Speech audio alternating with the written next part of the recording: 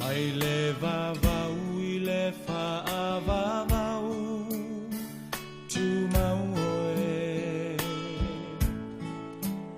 o le papa e le maluelue lo uolo maualunga o te sao ai mai le malosi o le itamai mai le vavau I le whaavavau tu mau oe o le papa e le maluelue lo uolo maualunga o te sao ai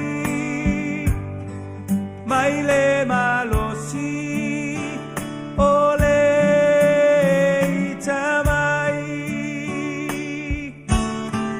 lo uanganga whamanu ma whawhetai o le atua o le vavau na te umau oe si ia e lou leo malanga elelei oe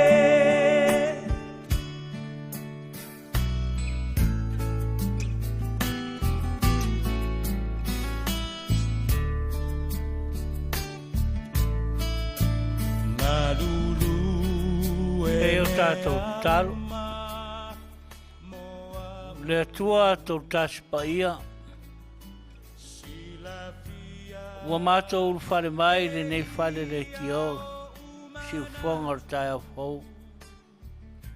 E whātau nuu le pōkalama o Manu'atele le nei Afiafi. Whātasi mai le mana o la ua fia mo I mātou umalava o lo whengai man nei pōkalama.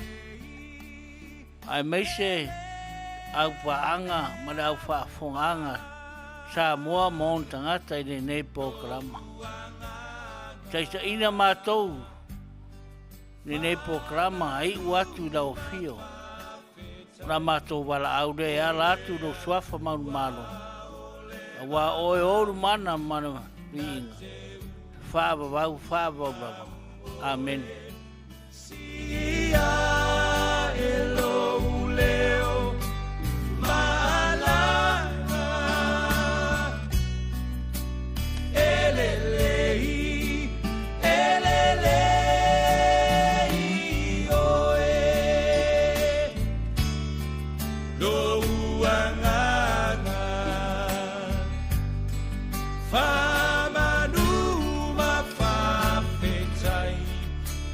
Leatuivaoalii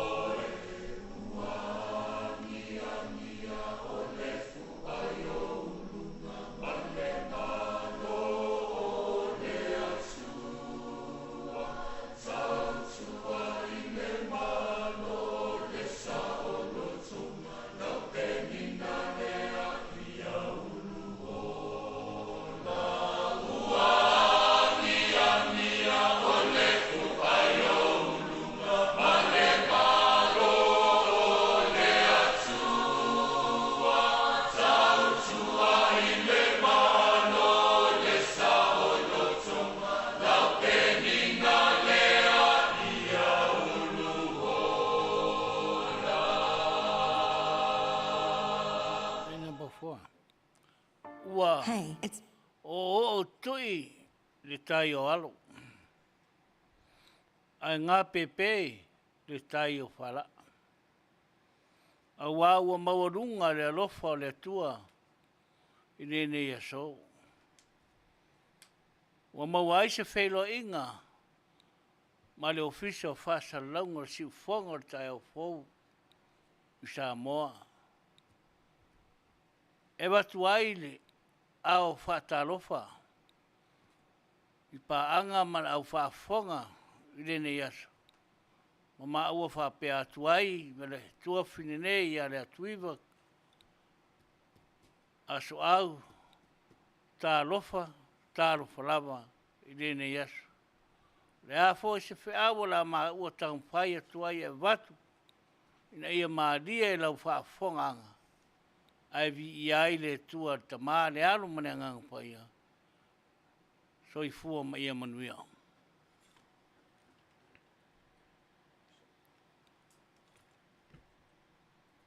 Greetings. Whatalofa atu mai sipuponga o tai au pou.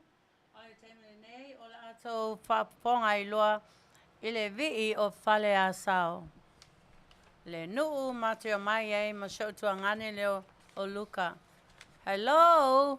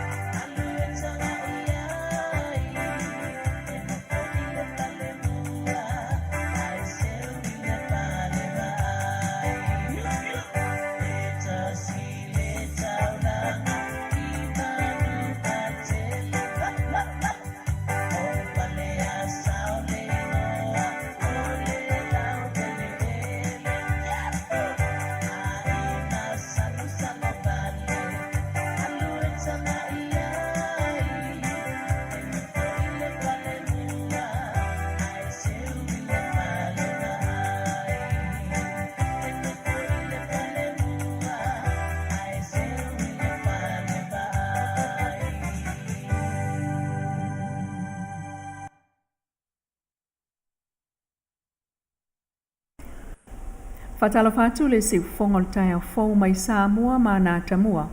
O langolangoina MALO simo lau Faafofoga'aga e le Paradise Supermarket and Senior Citizens Care a le Crystal's Room and Board Company i Anaheim, California. O so o aso lava leo so whainga leo i pui paa ma le mauane ai o fuala au whaasaina e o aisa ma o loa ese. Ma le aso o mauane ai foi. E le whaia o ngol kolisi upolu. Le tasi o ana teine a onga e nate sa palaia foi aisa isi tamaiti o le vasenga. Na moli mawina i lava le vasenga lea. E toa lima tamaiti a onga e sa palaia e le teine a onga lea. Le whaale tonu le na tupuana nafi ma tapa ai e whaia onga mātua o le teine a onga. Malata o whaia sa wheuta na inga. Na o lava ina whaapea atu mātua o le hawa ese maila la tama man kolisi. O lo o tātou tau fia le ngol kolisi po le a onga. Mai ngoa o mātua ma le teine a onga mo se taimi. Ai o wheutanga iei nei, le ai ngā whaia onga ma mātua. Tala toi tuli loa, ua tautonga i nei le file mūle mta upu na Afiai le suafa soalo. E le Afioga o Samoa, ina ua ele ngata ua o anil mta upu le ofiso leo. Ai o langona foi, wha malulunga ma wha le leinga, i lunga o le Facebook, a matai o le Afioga. O leisi o na wha malulunga, na lawa lunga mai le sunga la au le mali atua le wotea. O se alo whaasino le ainga satu na ia wha malulu le nu, ma le tu MALO, ona o Afianga o finangalo, ai o le tunu. O le stifa amala manga ma le wha malulunga foi, na nolongo ai le Facebook, o le tō whaas o alo maunga vaiuta. O se alo whaasino le ainga satu o loi sa maunga. O le tautua ta ma whanau, a sa maunga e tutusa lava le amana ia o ana matai na nofu le nuu. Ma matai, o lo ai tau malele mai fafo, ma tautua mai e tunu e mamau. E pe o le tō wha so alo maunga vaiuta so alo sio pito itua. O mawai nei se tō anga file mu, i le no fuai e le Afioga. I le teimi nei, ai ua taati ai fo le mta upo le tulafono la vaia, e whaatino lana whaai unga. Ua taunu wai le tu MALO sa nganga tolu le file mu, ua tonu e whaawau lona whaamanianga o lana miliona tala mai le MALO. Na moli mawina le minista o le miliona, sunga mulpola ana losa. Maia sa uno sa nganga tolu, o leisi leo i tu MALO, o savali leiva maasina talo na to alia. O na mta upo whaaloto i whale, ai mai sa fo i le va. E pe o na iai le Afioga o le au va amale sa. Sa tele aso vai aso maasina o tamwhai atu mta ngā luenga na i fo i al whaafitau li sa tulai mai. Whaamnatu al minista, a wane i ngalo, wana o se amatanga ai whaamoe le se o le va ai ngā lue whaatasi o le teitei fono, ma le fono whaavaya le tu MALO e una i whaatasi a wase Manuia o le tu MALO.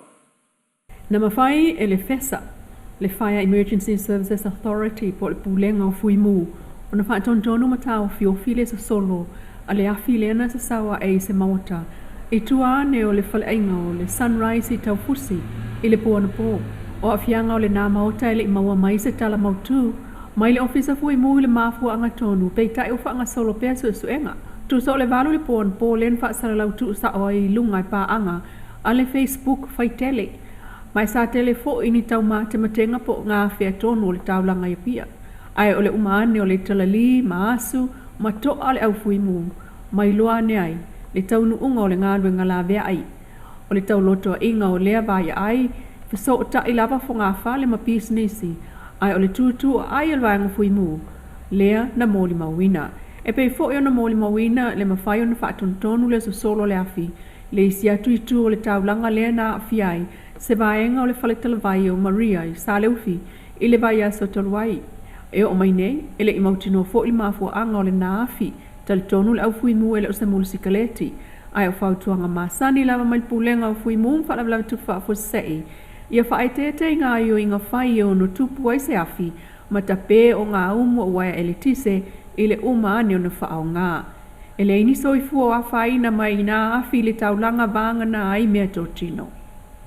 E tu e se atu le pale o le misa mua lua tolu mai le tamaita ia heilani Pearl mata upu grupu ai wha se e ane iai le pale o le Miss Global Samoa. O le finau tō tasi lea a le company telefonio le Vodafone e sanga wha lawi loa ma makete tuai Samoa mana o loa i tunu o laulangi ai mai se o le tulangi lea o le awhaia iai le Sarmy ina o le atoanga o le se fulu tausanga talo na whaavae le Miss Global lua tolu. e whai e Vietnam il masino Novema i lona aso suta si lua tolu. Le mata ina o lea tamaita i tau wahasa ia tau avea mai. Le Miss Samoa i lua o lua lua. Ina ua manu malo mai i le Miss Melbourne lua o lua lua. Matulanga lua ai i le tau vanga o le Miss Pacific lua o lua tolu. O le whaase e ese atu o nā pale ai ua toi fili atu e le Vodafone mo le tau vanga Miss Global. O le tau vanga le ana vao ia ai e le Minister o tulisi toi sulu Cedric Schuster o na whao ngale ngō Samoa peitai. O le iwa tesi ma le iwa pasene o pa anga le Facebook o lo alanga ina le langolango o le fina watu foi a le Vodafone ia. Le si fonga tai au fo mai Samoa, lana whapaanga ma le Paradise Supermarket and Senior Citizens Care a le Crystal's Room and Board Company, Anaheim, California. Welcome back to Faafofoga'aga Taiao and also the Manu'atele program. Paptaite le Leatuivaoalii o le uso le lua tanielu wale supplying providing on news po telephone mo imato in America. Paptaite lava. It's so good to hear these kinds of news because o taita le se teme e alua e whaalonga ni news. This is the very first time. O te whaalonga ni news mai I tato atumoto Samoa, paptaitele lava again. Ale teme le nei. O lato whaafofonga mai loa o le a tā atu le vii o ofu. Ona sa saule request neighbor yaso. Pa mole Christo matuile epa. Pia whaalonga I mato vii o ofu. Whaafofonga.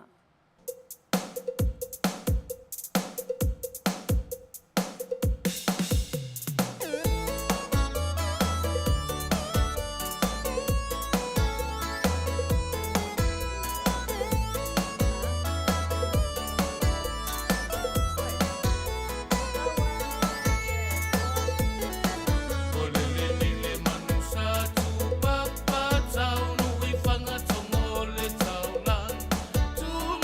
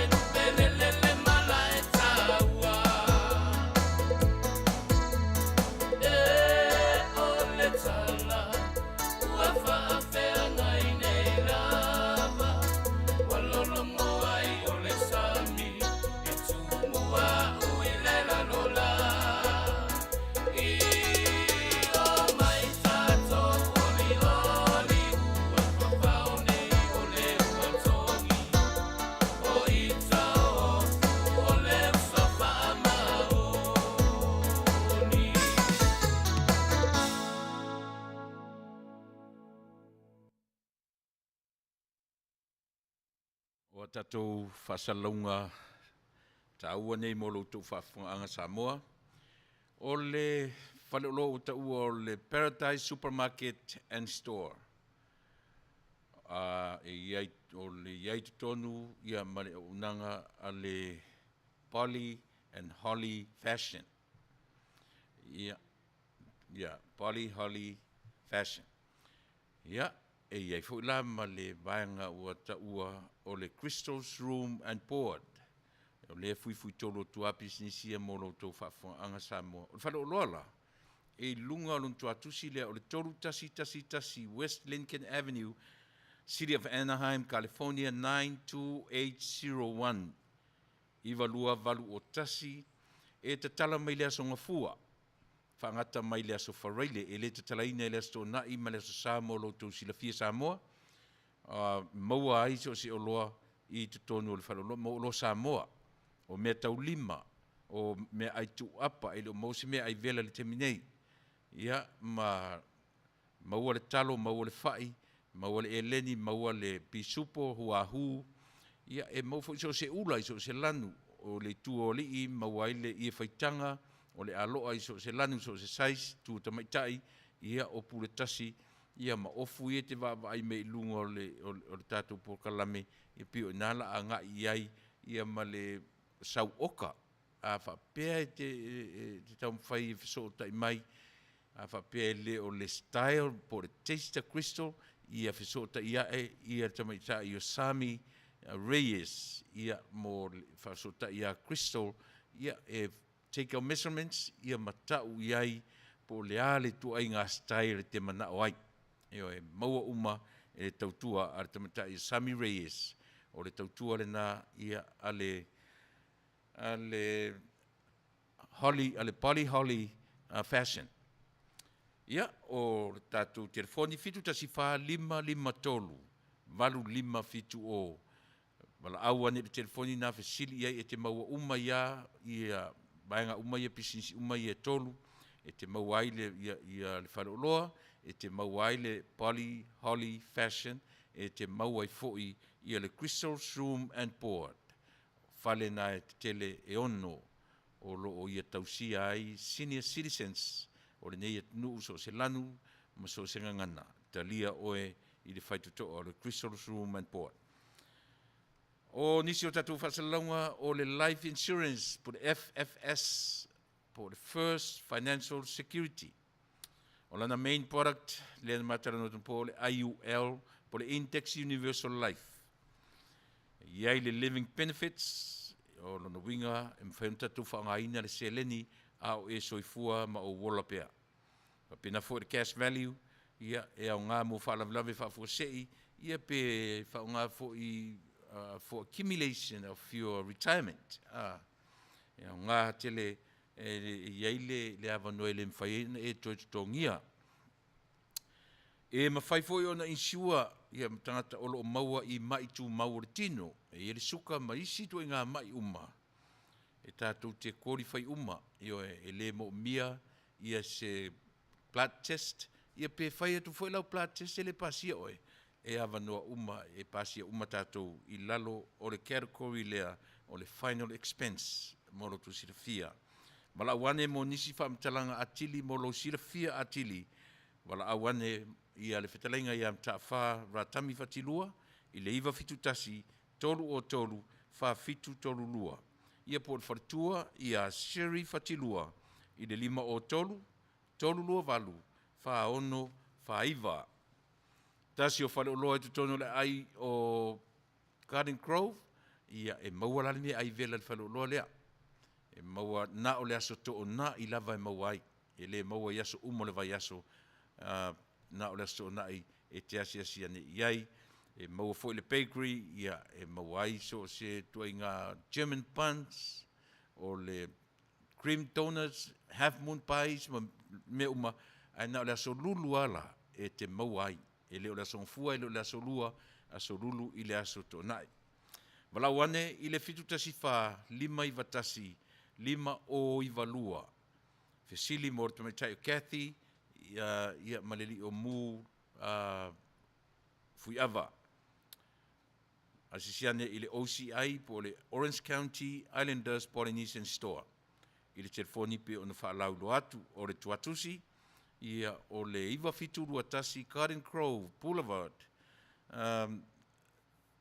ia the city of Garden Grove, lunga tonu o Calway Street, ia ma Garden Grove Boulevard. O tatu whataavale, performance auto sales, o whataavale lea na o le used car lava e te mawai. O le taua, ia awhai whale tonu credits, le credits, po le level credits, ia asiasiane, i le li o aiki manda, ia i le telefoni o le ofisa 5 ono iwa 5, ono iwa selau, ia po le telefoni whea veai, iwa, ono toru lua, ono 5, ono tasi, wala au iai, ia olontua tusi, tasi 5 wha o East Whittier, Boulevard, City of Whittier, ia California, 90601. O le isia tatu whatavale wa tau o le Aaron Dodds of Noko o North Corona, o le winga tatu Umai Riverside, ia ma inai le na area atoa, San Bernardino area, o le whatavale lea e te anga iai. O loo aveai se alo o le tatu atunuu, ma sales consultant, ia o le susunga, ia Brian Lima, wala wane i telefoni lua tasi tolu, walu wha o walu 550, te whafonga mai telefoni, o le lua tasi tolu, walu wha o ono 550, fesili mo le li pule i le vaenga o le sales o Brian Lima. Ia, o le tatou koko Samoa, male Asia, koko Samoa, le telepea tatou pusa o loo totoe. Ioe, o lono winga, o loo mo o mia, ia le tatou atunu e langolango mai, koko Samoa, koko Maoe, o le se furuta la ma Samoa, ai whasalalau matou, ne ai se matou sene mawai, ai o le matou sao, mrafsosoani, i o tatou au whaifa atoanga i lo tatou atunu. Ia, ma le tatou Asia, le mo le mawina le tatou life insurance, a e latu e whailau teste le pasia oe, na wala au mai lea, le Asia e fesosoani tele, lo soifua maro loina, mo ioe, ia awane i ngalo ia te oe, i tatou umai maua i so se whamai, o le whamoe moe o le Asia, to rejuvenate, to rebuild ourselves, our body, man tua tatou, tatou e peel by cells from head to toe.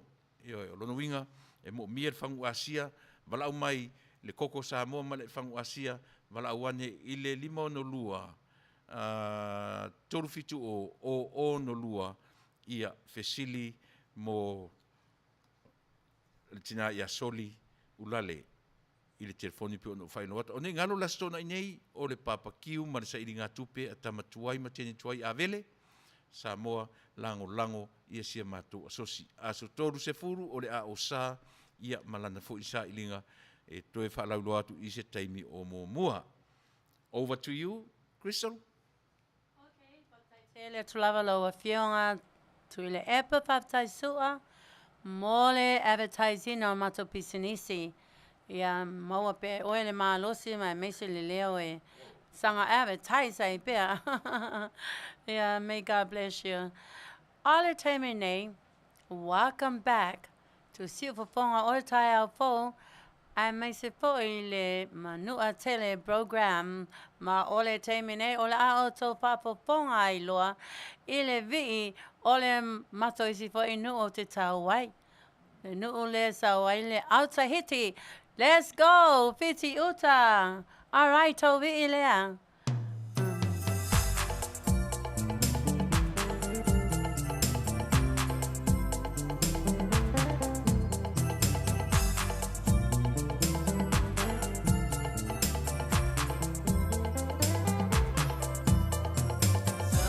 Say,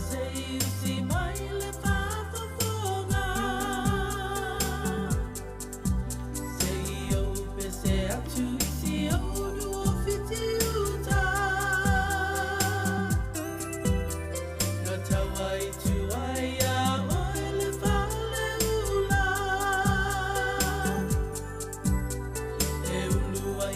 Yeah,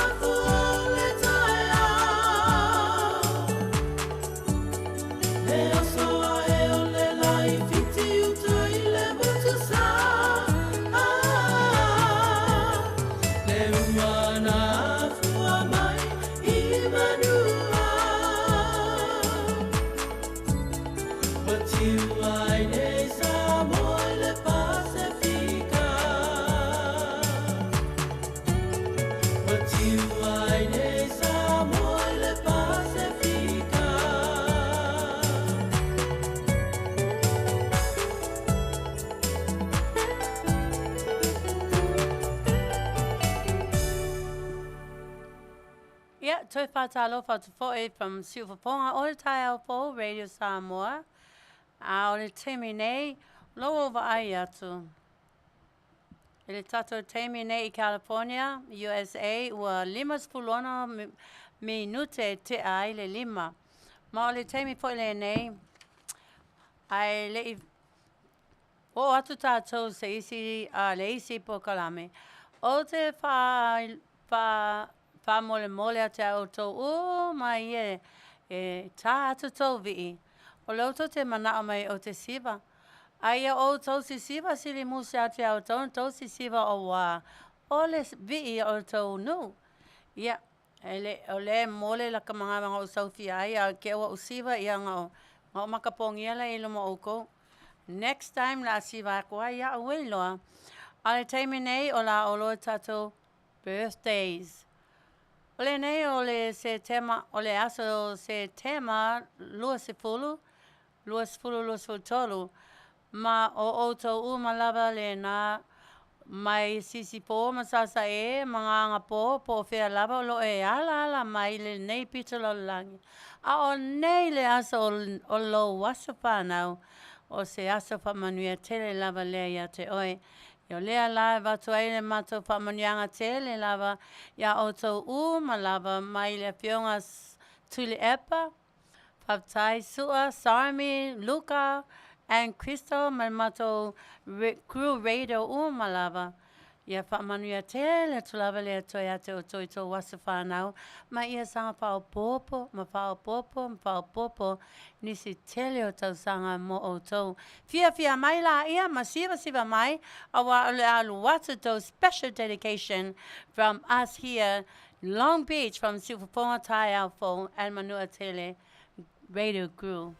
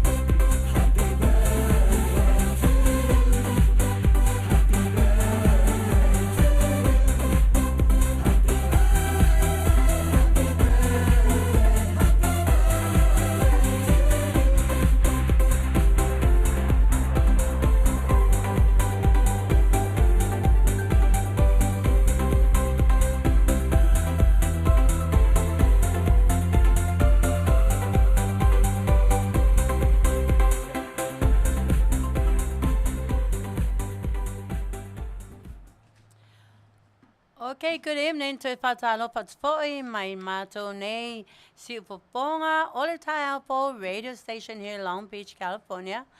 A o leo o atu tato pesili mua, o te pia mua lava ona vato mato whawhetai. Ai mese lava o lea, mai to ele la o loto, whawhetai tele tu lava ya o toia mai comments, moto ko mengi mai le board. Thank you so much for your nice, positive, happy comments. It's really a big joy deep in my heart for me, and not only for me, but all our crew here, our radio crew here from Afioga Tiliai'a, Whaptai Sua and Luka and Sarmy. Whaptai Tiliai'a, it's so wonderful to read all your comments, man. Yes, if you're Faita watu umai to comments. Ai leisa utemi o te taito tasin whawhetaya tuai.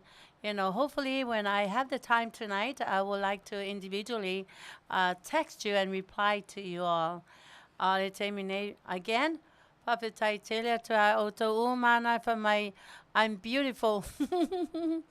Yeah, ave bi inga le tua o wa ole la le e sao mai le tua. Ia ave foi lo whawhetai si papapinge le o Sarmy awa o ia no for ma whaia o ofu, ma whaia o pulo, you know, o nei po ina sau po ia o whaia lo kesi mai lo uper le la kukuli aku le uper. O sau la ma outfit la lea. Ele I whaia ia o pole ale outfit e sau ana ia ma sau ni mai ia paulava mea Kristo e whai. O le whamaulu, ia, whawhetai lea tua, whawhetai au Sarmy, ia sao loinga I le ka avale ia whawhetai Tiliai'a. Anyways, Maluka, thank you again. Thank you so much. May God bless you all for all your lovely comments, okay? It's such a great joy in my heart to see that you all love me. Okay, so right now, la tato o atu loi tato pesili pa mole. Ole pesili mua. Are you ready? Ole pesili lea. So moa nea pesili lea about 5 minutes ago. Na o pesili atu le epa mal pesili foi lea vatu atu to. Sa uni lo tali mai ale alu watu musika. Tali mai ole a le tausanga male masina sa a mata ai le au ananga la lea le si upoponga ole tai au po. Ole a le tausanga male masina sa a mata ai le tiole nei ala pionga whawhetai tu le epa sua a wau te mana tua lava. Le teime to a mata ia le litiole nei, le au o nanga le nei a tu le epa whawhetai sua. O au le paloloa po le pisinesi mua lava na paasala la wina. Alu a sa o sapoerina le litiole a Samoa le sunga lea po le Afioga lea apele. The Samoan Federation, ia walu mutuloa. Ai lie folo I lunga the newcomer, a new radio station. And so I was so happy, and I'm still happy, and I'm so proud because Ola Afioga to Epa Whataisua, he is still remember, and his wife, and his children, that I was the very first advertisement. Pe uma nga oa o lava gaminga. Ia whawhetai la. I lea tua. O lea a wā lava siau au ona. A wā lea whiunga nei a whawhetai. Me and Ruben, ia la wale to sau Ruben. O Ruben e lua whalo loa Mexico, right across from each other. O whaia Ruben. Hey Ruben. O lea ma wale lea aluelo advertisement. Ia tule epa whawhetai sua. The Samoan radio. Ava mai Ruben. Se wa o fiu Cristo e alu o ta tupe, weisa tupe e whai ia advertisement. Ai o mai Samoa o ia Jesu. O Jesu la is like a block and a half away. Mai le pale loa, ai palo o la ua uma Mexico. Au la ua foi e whaatau, foi me ai Samoa. So he said, I'm tired, Cristo. All the Samoans, here I am trying to advertise my business, my store, and all the Samoans, they end up going to Jesu. O le mea la na, I lefa mai le matopule, o le pepelo. Yeah, anyways, o le fesili la le na, tau mai, le tausanga, ma le maasina, sa a matai le au ananga, a le Afioga tule epa whawhetai sua, o le si upoponga o le Samoa, o le si upoponga o le tāpong, sa o le pese.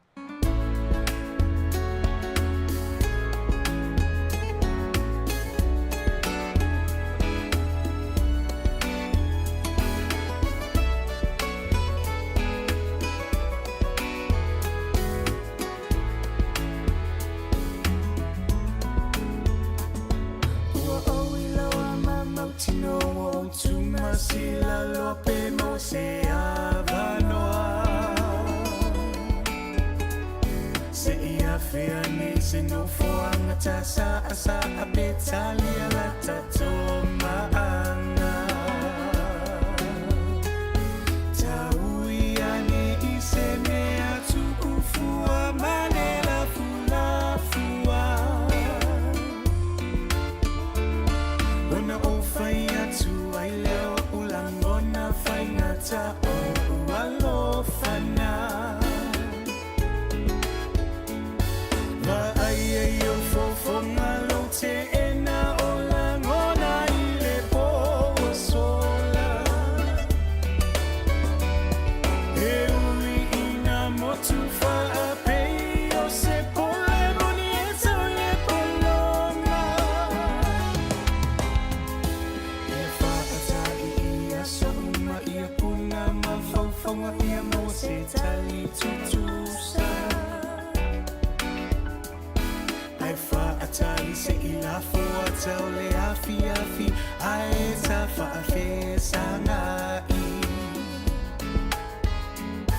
Aululona namuilo ufatueli ule pope o fetu kupula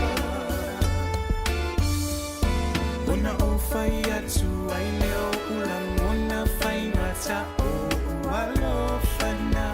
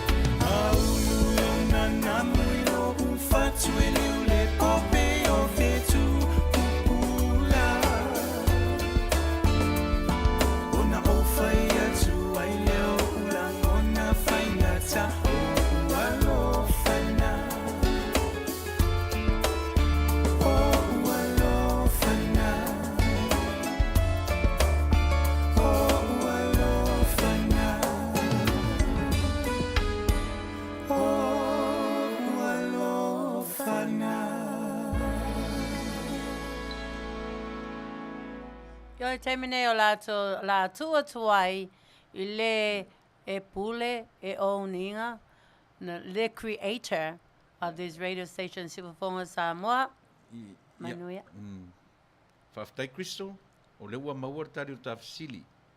Si tu e tausu e atu le tangata le na malo. Lea. O fei la wama. Fei la wama o le aso to tele maua tausanga.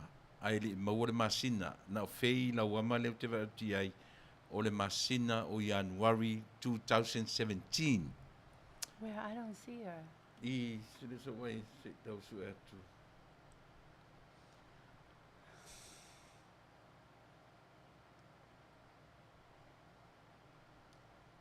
So people will confirm it.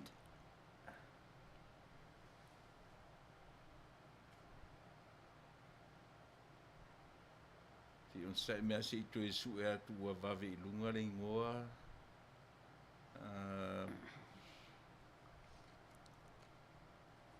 O fei le ingoa, fei la wama le nova ai 2017 first. Amone mole to e sa ilia ne se sipo o... Ia a so e pea o sa eli ia o le ua maua. O le masina o tausanga foula. E Sarmy e loa e a foi. Lona fitu tausanga talu ona amata. Talu ona whatino ina nei tautua ma nei au nanga. E o le ua maua e fei la wama o le aso o le Januari I le tausanga e lua fe su fitu. Man whaloalo.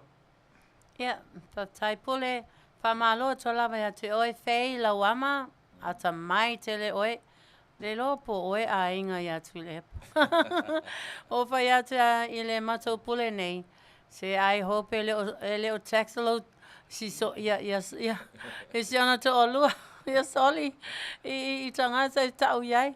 Yeah, anyways, I whamai le Afioga nei. Le ai. Te le ilo ina le tangata ma te le masani. Anyways, you had a good guest. Yes, thank you. O lona winga, o le tausanga lea a toa ai le fitu. So, o le aiele anniversary, o le tausanga la lea, o le anniversary, o le Fofogaina tai au fo. To alonsa ina. It's a long time, praise the Lord. O lona winga, o tausanga po le masina na o January, e te tau loa na free advertisement na Crystal. Anyways, I'm very happy and very proud. It's my pleasure to continue and support the Fofogaina o tai au fo. Awa le mato au nanga mo le tato atunuu Samoa au atoa. Yeah, Papatai Lava. Again, I would like to say hello to all my relatives. I just now see it. Hi, Philly. I know that you're going to Samoa. Say hi to everyone and my other many relatives I see. Thank you so much. Ta'alofa te atoto. Ta'alofa te oitina Aisa. Ta'alofa toto. Malava my all over from Las Vegas and all over Oklahoma. Yeah, I see the Oklahoma on. Well, may God bless you and thank you so much for joining us this evening. We are going to go to the Scriptural. La tata wa tune ile tuspaia ile tala lea yasamasoni madilaila. I love that story. It's a very romantic story, very loving story. You know, man, I don't know. Le tele au le leo tene Israelu. Ai alo lava le loto le tene ai kupito lea. Po tene friskia lea. Po wa me ese le tene felisikia lea ma tene ole nu ole tua. Okay. Tato su e uma lava fa mole mole. Olo yai I le famasino judges se fulu malefa. Yeah. Olo yai le watato wa maua. By mai ya le riddle. This is Samson's riddle. O te manao ya te oto e mate mai le riddle. A riddle mea for anale is just like parables. It's not directly. It's not truly meaning. It's not literal, but symbolically. Okay? Yeah, olea la fai mai, olea la o fai tau watu. What is sweeter than honey? What is stronger than a lion? Mate mai la ia. O le a tonu le winga. O le riddle lea a Samasoni. Again, o e sue pa mole mole sue tau tuspa ia. E a ngā e exercise e ma. To tele o to le iloina le iloina le tali le ama le winga o mea ia po fa upu ne Samasoni. What is sweeter than honey? Okay? And what is stronger than a lion? Sauta to pese fa mole pule.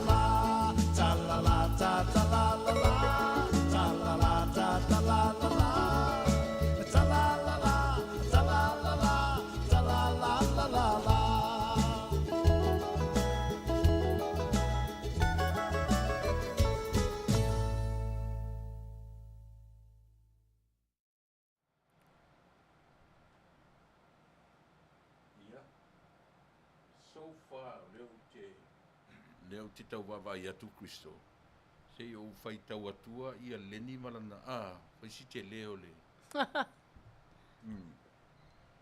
Te minei ele o iei e lua tari ona e lua mena watu. What is sweeter than honey? La fu ile si. Come, let's read this honest. Apule. Yeah. Manea e paalo mua la te sili what is honey. Yeah. What it is. Alua lola ia. Saule kali jai sau sao te sili Can you say that? Yeah. Lea la fai mai ia te mai ta I ana le fesili. Lea la a fesili mua a mai mua le tali o le fesili I le hani. Po lea le me sili atu lona sua malie nai lo le hani. Lenga le na watu fesili e lua o le hani ia ma le si fesili o le afu le si Stronger. oh Stronger than kikilo stronger than a lion. Stronger than a lion. Yeah. Tatu amata mai la I le fesili mua ia o lea ele o iai sisi. So far o le mentioning ala vai seisi. In many ways, Samson's riddle and the nge o chi ato mai leni tuspa iani. Malo leni. And the events that followed were but prelude to his eventual downfall at the hands of Delilah. Unfortunately, Samson would not learn his lesson from his encounter, falling into a much more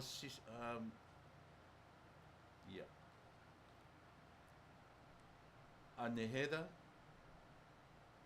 ele o iai sisi.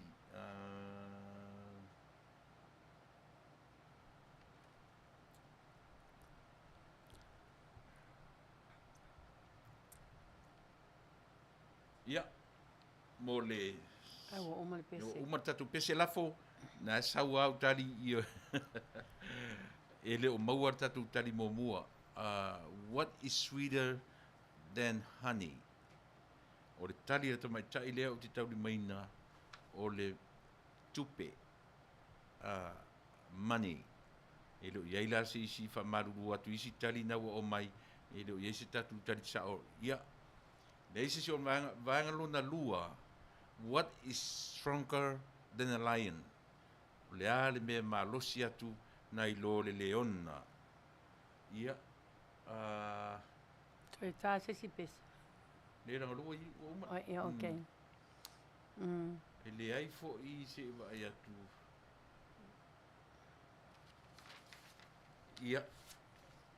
O le langa le tato e o toi amata mai lunga. Na le ua maua mai lalo le tali, pito I lalo. Asi tapo ele na mua mai. And I was looking for two. E tauna sao tali lua. And not just one. O le nala, o le vaenga e lua, o le vaenga e tali lona lua le fesili.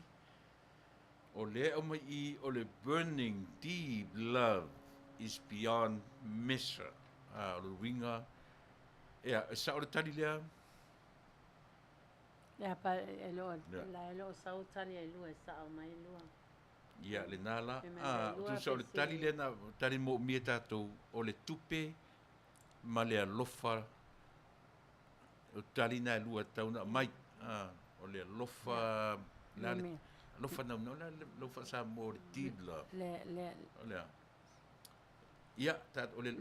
me explain. O le alofa lava o le alofa. Pe lo loto pe papau o le alofa. Ai langala o le o maua mai o le tupe ma le alofa. Mena o le na whaamana tuatu e le tamaita I ana le fesili. E to tele atatu o mai. Whamaruru atu le maua tali o tatu fesili lea. Manwhaloa. Ia whaftai lava pule mo le whengai po I matari o tangato tato wō mainga o lo tato wawa aia tuai. O le tali mua mua. And this is the truth. What is sweeter than honey? O te ofo ya o to ye no nofo nai ne America. This is like a slang language that we all speaks about it, you know. Yeah. It's money. No honey, no money. So money is the answer. It's sweeter than anybody than honey. O le ale mea, se wha Samoa atu nei te nāma nei te mā, wa ai, o le tali mō I lava lea. O le au whapasisi solo lava e samasoni le tali o ana whaangongo, you know, mo riddles. Io, o le mea moni lava, lai wha mai, o le a se mea pito, sua ma le atu I lo le honey. O le tali, o le pesili mo I lea, o le tali mo I. It's money. Tupe, mātou I nei Amerika, ta te whaalongo ai a so umatai a so umata te whaalongo ai I le pāpātala lea. No money, no honey. All right? So it's money. A wai moi. A tu umai le whangu honey I. A tu umai le tupe I. O le ame whiwhile oe. O le tupe. No money, no honey. Okay? O le tali mua mua nā, o le fesili mua mua. Wai lua fesili ana. Fesili ai samasoni I au vaenga o mai a mate mai la. Mate. Ai whaatatau tonu lava I le teine felisitkia lea. Wasili atu le suama lie o le teine felisitkia I lo le honey. I lo le honey lea. O le money. O le teine la lea. Ia. E tele tupe. E sili atu la ia o tō ma foi. Asau se kama mai se kālong e honey au. Ma mai se lau kāla. No la mea lau fili e fo le honey. Okay, fai mai se lau kāla ko lau kesi. So, o le mea pito sua malie manai anybody would desire to have. O le tupe. So, money is honey. Honey is money. Aliailas. No money, no honey pani. No money, no honey pani. Wa utalana fai fo ia wo. No boyfriend o lai titi fo ia o ia. Sao malunga o matua, divorce, fai boyfriend. O wanga kare fai ai. What? Say what? Okay. No money, no honey. Yeah. Alolo so elisi boyfriend. E te lea tutupe I lo honey. No money, no honey. Ale mai sa utupe le kaolinga o honey. E ko laia o lo ingoa. You know. O le mai ia lafo na tali mai le prosperity. E sao it can be right, pa te lua o le tupe, ma le alofa a lafo mole. Ia, aftai. Ia, lau Afioga, le Reverend lafo. E se mama o ale prosperity. E se mama o lava le money. Okay, prosperity, you can buy it with money. You can buy wealth, or you can buy a house, you can buy a car, you can buy all kinds of sorts of things in this life with money. But you cannot buy with honey. Okay? So far, fei lauama au maio information. Maio information we lo fo iwa ia tu la fo no te mai tai fai fisili. E lua aso. Ele maua mai ia te fo I tupe me na mai ai fei lauama fa mole. Ia, ole tali la pesili lona lua o wai lua pesili na Samuelu o ia Samasoni na fai tangata make mai loe lea e Samasoni e le make inga ia vai a o tonga le si se make mai. It's so easy, so simple. It's a daily language, a daily sentence. So we all say, no honey, no money, no money. You're not my honey if you don't have any money. So let's go on with the second answer. Tato atu le tali lona lua. By my what is Stronger than A lion. Iwa tato loa lei lava Samoa. O le liona. O se manu. O le manu o le jungle. Beast of the jungle. O le liona. Lei se mawhai. Lei se manu na te mawhai le liona. Ai tasi le mea e mawhai ma losi atu le liona. Le la tu tali atu atu. O lawa lewa na maliu samasoni. A leo pa longa mai samasoni. Matua e sa'o lava o e Kristo. Because that's the reason why I mention it. Ole mea pito e ma losi latu lava ele liona. Ole burning love. Afa mea na e alu wai a samasoni. Alu o le teine lale. Ele kea pe fia lionga e sau e yanga ia e kau ma samasoni. Ele kea i samasoni. E alo lava samasoni e fasi uma lionga ia. Ia ho'o aku ile teine ia Tiliai'a. Awa olona loto wa lofa burning love ia Tiliai'a. Ia mea na wo o ile pasalanga le atoia ni wo o te ia ona le teine na. Burning love. And I'm pretty sure all of you who married your wife, who dated your boyfriend, you had before, I'm so sorry, pa Samoa, I totally malilia le teine lea malitama lea. Ele yo atu le teime e whaipoipo ai, pesa whaipoipo ai, ele Afioga atu le epa, whawhetai su a ia soli lon whaitua. Sa iai se agreement. Ole agreement lana sa e whaipoipo with burning because of burning love. Whaipoipo ai lole unga liilea no nofoloa whai lainga whai whanau and live their life. And so as any couple. Whapena fwoi susunga ia lafo. I ole Afioga lafo, Rembrandt lafo, ia matorin. I let it come together and marry and give in their signatures to each other and became one body. There was a burning love. Sayali le lofa muti vale ua mu le loto. E si liatu la le ma losi o le mu o le loto lea. Ia le lofa. I lo le ma losi o le liona. O le tali mo i avana o lo i tutonu i. O le amena o ilo ina ai nei mea. Pea talai mai le atua ia te awai. E ia son whai ai wo. Ia i fo i tama na lo falava ia. Ia. Ai wo uma fo ia. E tele boyfriend e whai fo ia o le tala lea. No honey, no money. No honey, no money. Whai fo ia o le. Leo wa aia tu foi. So ia lo fale tama le ia ta ita ki ngā whaasa a koe sau lo fale. Ai mai whamalama. You know. Ia whapena foi la shau to lua mea uli lea na uno foi afa mea uli lea na whaipoipo ai au. Ia ili maa whanau. Ia. Ole burning love ala o mea uli ngā. Ngā saua ia ele kia pe whasi Samoa.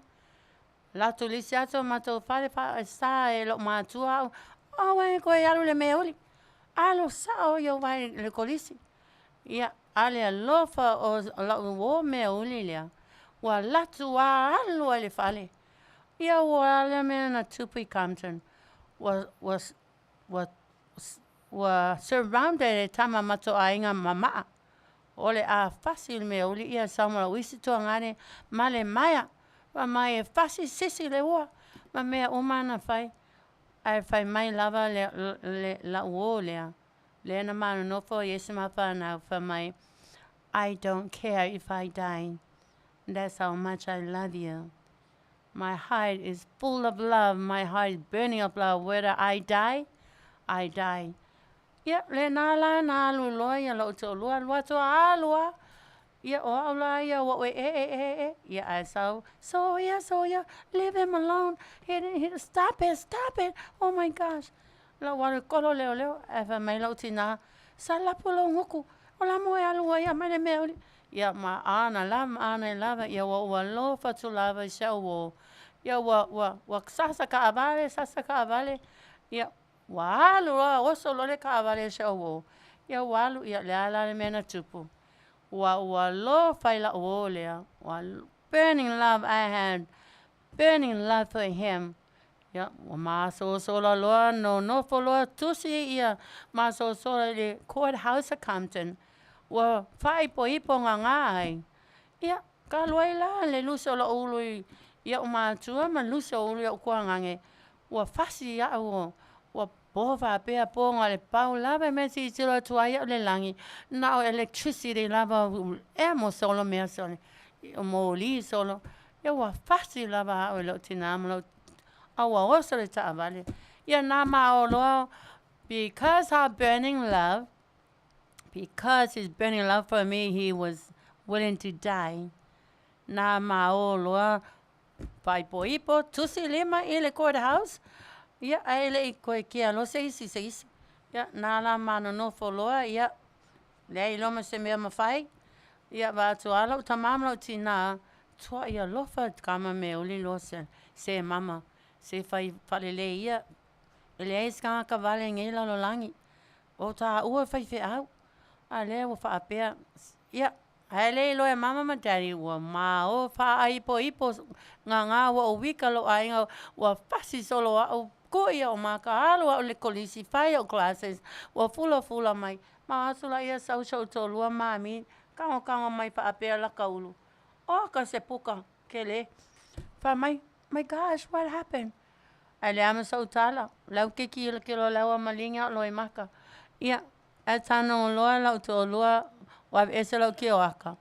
Oaka, wa purple, wa green, wa black o maka o fa apea mai. Ia, wa lo fa ia sa to loa. Kasi lau utala la patu lau to loa. O le fa Samoa. Ai lo fa ia o. Alo e fa mamalama. A mai o matu e fa mamalama. Fai fa Samoa. Ia fa mai loa ia o fai atu. O le fa Samoa la, fa alonga mai. E alo le tama la inga le tama, ma ave tupe, ia ma ave ia kanga suka, nga, kanga whalao maka, kanga leisa, ave ma le tupe. Ia e ofa lau tō lua, fa mai lau tō lua. I don't care what it takes. I don't care if you want, mau fai o la ia. E sau foi na oe ma ele e sau na oe. E o mai o mātua. E moa meni foi loi lo o mātua. E moni lo alofa ia. Yo ngai a inga me ule wealthy, rich, e own your nightclubs. A le wa latu le tama lea o fai atu ai. O au o te mana o ia au lua. Tato wo ta e au wha mamalama le teine Samoa. O la o wo, o la amano nofo. Tato wo e wha atau wha mai o lato culture. E mai kanga suka. Ave le proposal e ave suka. E ave flower, ave leisa, ave ngao. Ma ave mani tupe. Ia. Ona o mātua la ia le lau te olua lea. E ulu mātua ia o ia. E wili uma me ia te ia. Tasi lava le oke ale koe inga me uli ma le whawhinge. O ai ale tene Samoa au le anga o le a mai ei tato level lalo. E pua le kenge, vai le mea ngofo ai, o le ghetto. E sa o lava o le mea mato nofo ai Compton. E loe umai o tō Compton, i Pike Village. O le ghetto, ia, ngau tangata matitiwa Samoa, ma mea uli, e no nofo i le area lea. Ia na a amu lau mātua o le tama. Who are we to go to a ghetto girl? La mo e alofa nei te ghetto girl. E au le anga. Ia na wha mai o au le anga. Lana e wha mo lunga e rich and wealth. Ia aile loa. La me wa tupu. Wa whanau mai nei la mata matiti. Mata maiti. Wa tua i spoi o lawe le ainga. Wa wha mai whawhekai. Tova ai lau granddaughter le sa ii. Tova ai fo i lau daughter na eta. O awha mea uli. Ia, wa spoi, wa koe sala moi la ko kala. Ai lau o iai tamaiti. Wa ta si tamaiti au le lei. O le burning love la lea. Ti ngā lava le ghetto o au. Ai pai lava le tamaloa mea uli le tama mea uli le iona mātua. Tato woe whaile pa Samoa. Tato e ave tupe ma lau teine lea ma lana ainga. Ave suka ave pia te I lava o whai atu lau te nama lau ta ma mom and daddy. O le ono nā nei e o mai ele ainga lau woe mai le wha mamalama ia o lua. Ia o lua mātua. La whai la tō wha Samoa. O ne le burning love o lau tō lua. Ia, wha mai lau ta ma. Lau uso lai titi. Kim, a mai ale pake. Mai le pake whaakarikale ele ainga le pēo mai. Ia, mai ale pake u e lau ka maa le pake pe spolo. E ka se vai ako I se I o mai le ainga. Ia, mātua wo mai le lok matua, wo o mai tono lok matua, ma le toi ina mea ule. Ia, a lau alo lau to lua e lau mai a suka, ma whalaua, ma whlawa maka, ma leisa, ma ngā, ia, ua maala, ia ua lau mai e le tasi. Ipe lima le ongo mea me kasi usau le kaun suka, ia, o lau te nofa wha mai mama, nofa lai I awange I koilonga, se kako wa ai ia ko mpo a me ainga lea e o mai I ma mai. Ia ua wa ai mata ua malie mata o mātua. E ofo o mātua, e leo se Samoa, aua tele mea ua whaata o nuu talu waile alofa. Ia ana maila ia ma le lua afe. Le lua afe la ia taimi o se tupe tele. O le pitu spulu, pitu ono. Ia wa aila ia oto. Burning love. Po le alo a lofa I whea. I lau teine po lau paanga, po lau wotama. E le ai se malosi. O se mea po se mea lava. Po se liona e mawhai no ave ese le loto lofa. Pea e a lofa le tama le I le teine. Whape le teine. O le mea poina I tele ai teine. Ta mai tai o tata tupulanga wa te atu. O ta sisi ua I le koko po o lungo te la au. Because of the burning love. That she cannot reach her boyfriend. She cannot express the world. She cannot tell the world of that burning love. Kua ilo inga lava le burning love tama itai lea ina ua umana sisi lona ua whailana tusi tofa o lona alofa ilana wo too late.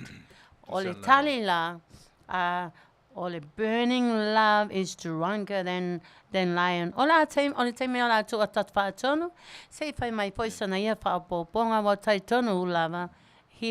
He had the burning love for Soli. No, I never did. You can't say that. O no winga la, o le burning love, o le alofa whaavalea. O le alofa whaavalea. Pi vole ua valea lo ta loto isisi. I pe ava. Ua valea. I MALO. Ia, a se burning love, po I se isau. Lava mai a rasi pao. Ia, a se burning love, po I se isau. Ia le mea nau te tatalo I nei teime I Samoa. O lau te tatalo lava ia sau ia sau burning love. Ia umaile sa ili. A le ai loa se burning love. Ia le ai lava loa la se isi la anofo na o love lava ia Yesu ma le atua. A le I. O lau burning love le leiana. Oi awa chauna. O Jonah va pe sau nei. E fia sau lava Jonah. E tala fia tala atu fa mai fia latu po e ta o watu le Samoa atoa.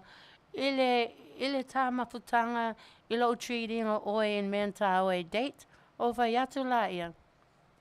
O au tala la e alo e whai. Se I pasi atu mo moea. Wa o mea umai ana o alu e tau. O le mea moni lava na. E wha mai mea Jonah. O le mea tonu ana o te fia aluai o te manao. Ia o a o tama ma ta maloloa. A o e ave lato paanga. Ia ave ia whaalo alo o e fōsinga. O e fōsinga e whaakisi pe. O e fōsinga e make love me papena. Sex. O e fōsinga. You know, whai easy, take it easy. O whato le a Jonah. O le mea la nā le te mana o e aluai. I oe o te mana o e aluai. O e tau Samoa whapea tangata Samoa. O le ama o aluai ma ave ia barbecue left over ia. O e whaalonga mai o e crystal. o le wha Samoa, e alo le tama e ewa mlana teine I Samoa, e ave me ai e lengi whale einga I asola I Samoa, ai alo mafi I file me ai mo lana teine po se moa ma se talo, e whapena o o la ia. Se nau ngata lava la ua onga, ile fitu, ile standard 4. Yo le ata mai a ngā mau wa ai ka ngaka I whapenga le lako whai lako kenge. Ia lea lai ola ia au e mai a me ai e o lo ua lofa Samoa, wha alo alo wha Samoa. O te lei whai ate tā o se whale enga.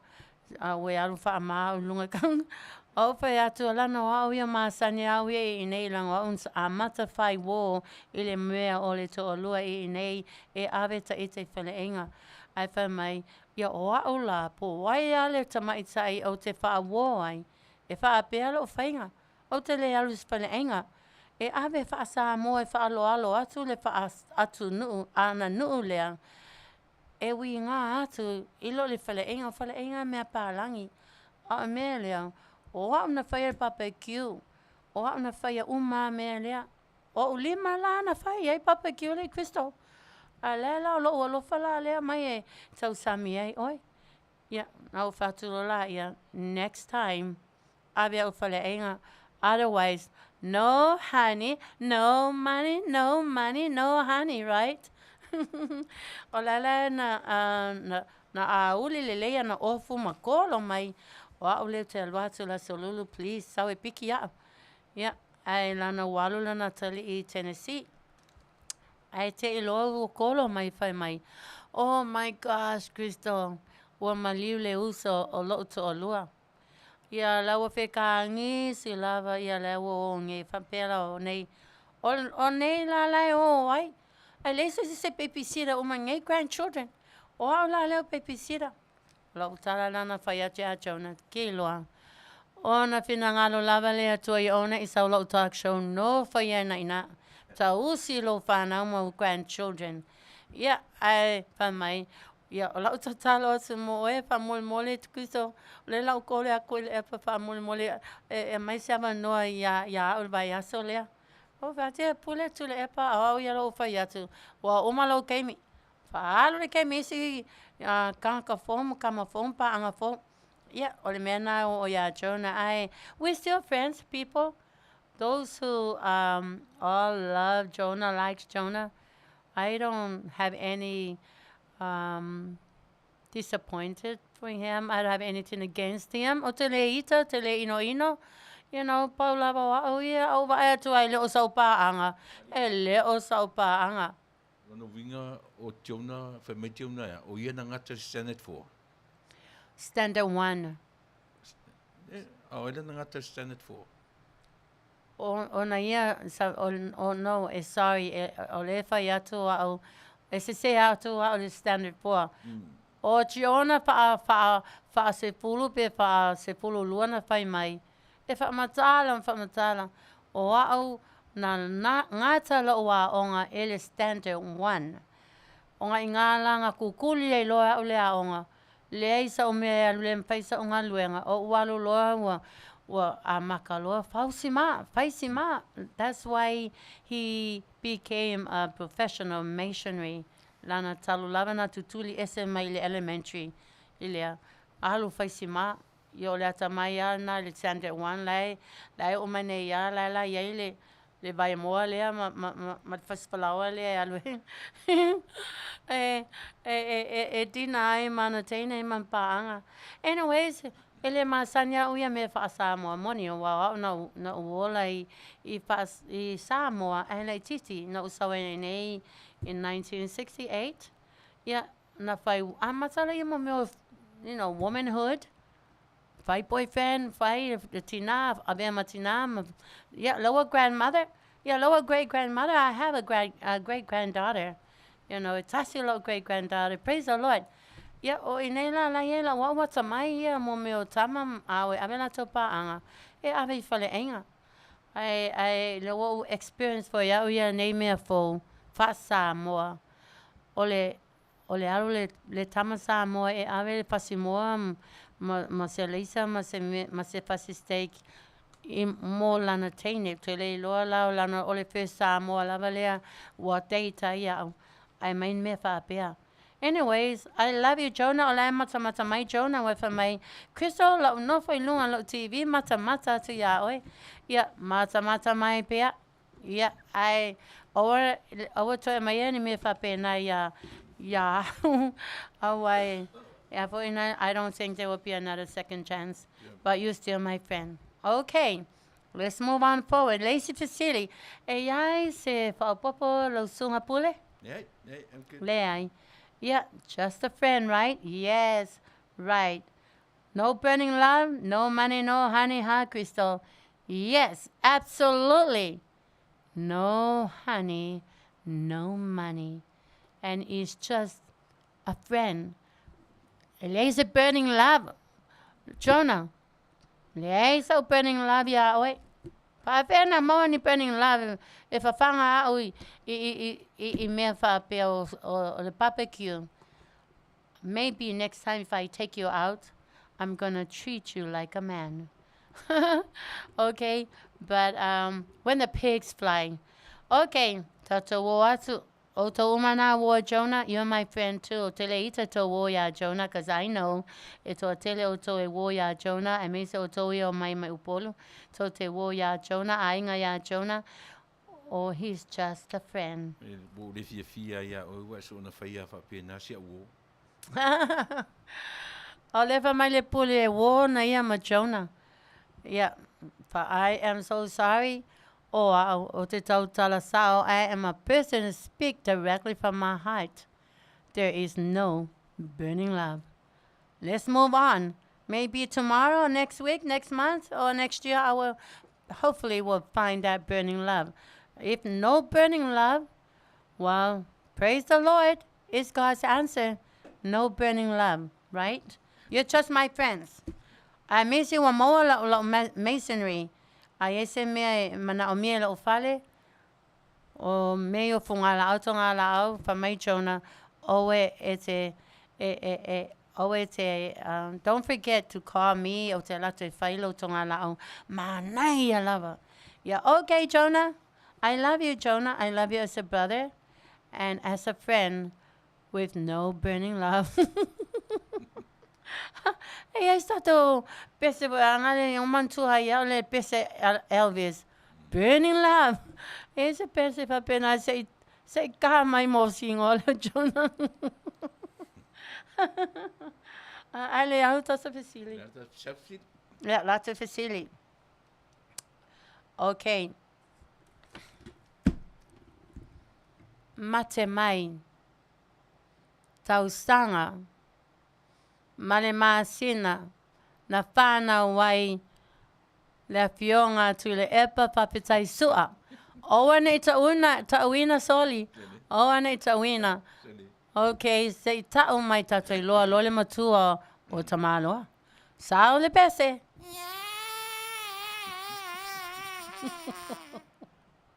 O te leiloa foi. I would like to know.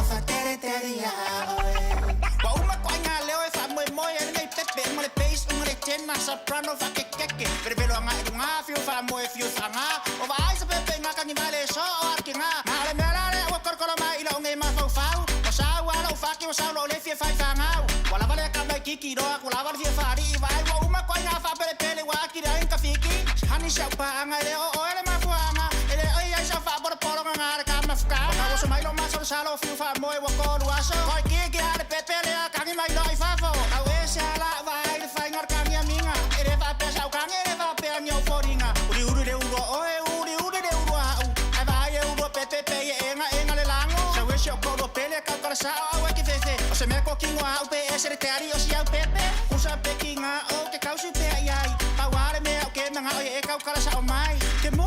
e koe ki ngā lau me wa whai. O re kari a lau pepe ko i rungan ma ke ki online. Moi pepe se moi. Moi pepe pepe moi.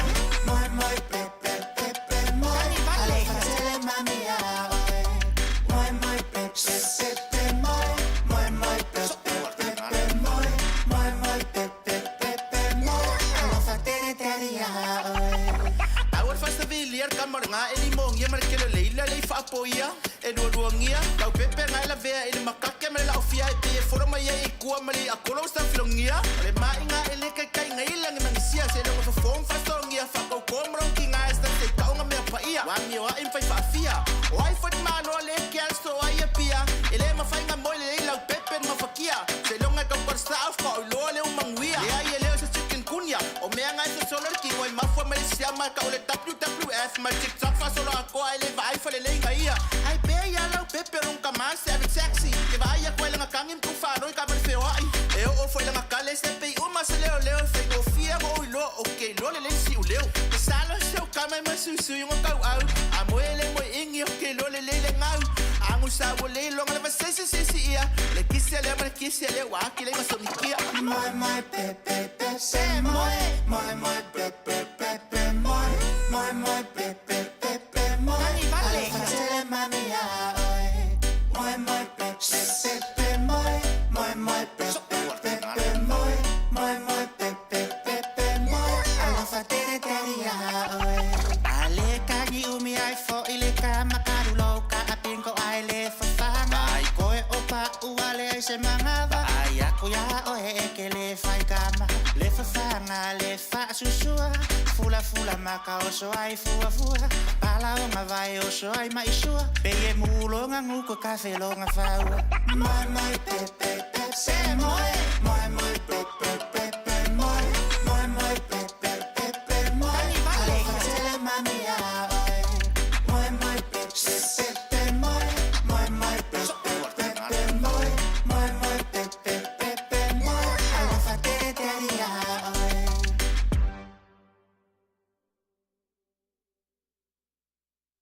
The Orange County Auto Show is back. Yo la atu tatu pātono, tatu pule wa oye na pānau ile aso FAAPITOA nei na oye foi lave sila ina. Ia, whaftai tele au mafuta tamu whai tari mai alo tā so whanau. E ro iei se si o na maua lata iei nisi. Whai mai nisi e sa o masina martausanga. Ai leo maua le aso. Yo mele whamaru atu. E lo iei se si o na maua o lo ua so whanau e atu. Leo ono sulu o tausanga. Ono sfulua? Yo e. Very young. Ia, o le aso sfumartoru o iulai le ono tasi. O lo as whanau na. Ano mo mai nisi, whai mai nisi o iulai ono tasi. Whai mai nisi o iuni su tolu ono tasi. O le as whanau, o le aso sfumartoru o iulai. Ia e. Le ono tasi. Mai whalan, e leo iesisi o mawaina. Yeah, welcome back to Suvapongo Taiapole. Nei teimi o la afianga i lo tātou. Male dedication for all our audience. O e o lo o mai mo mai. Remember, after this, e umalole dedication pese FAAPITOA mo o to malava lo mo lo mai mo mai. O lo iaile fesili tasi lava. La to batu le si jan se MALO ai se tasi. Ile lua se lau le nei Afiafi. Okay, se isau pule fa mole lava. Se pese Manuia fa fia ita to audience. Thank you very much for joining us.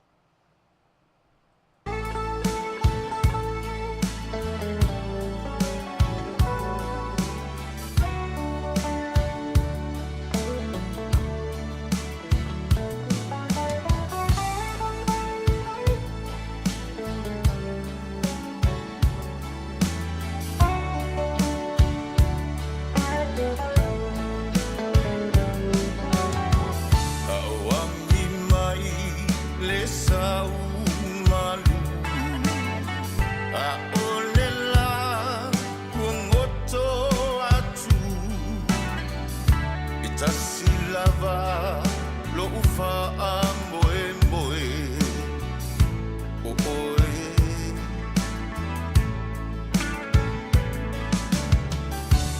Lalulangi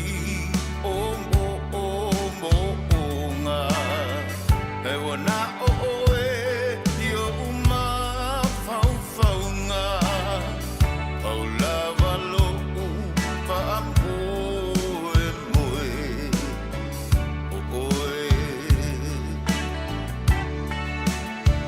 e mo o mia oe o lo taia o manino e mo o mia oe e a vai lo utino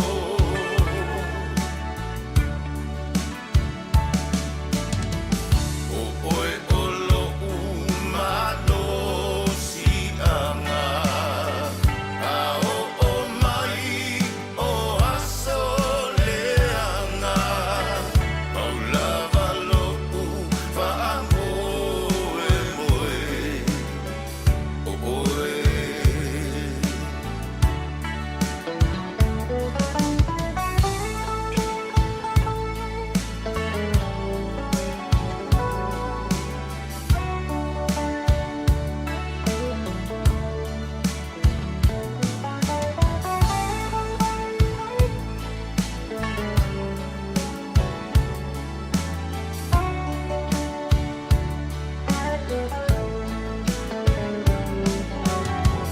e mana tua pea oe lo uangu le mafutanga e whaavavau o folinga e la lelei tumau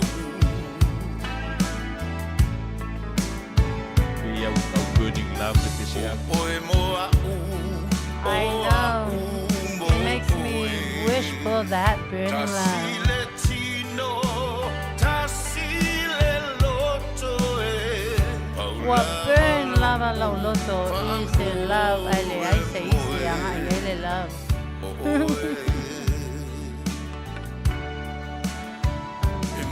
You're right, Annie.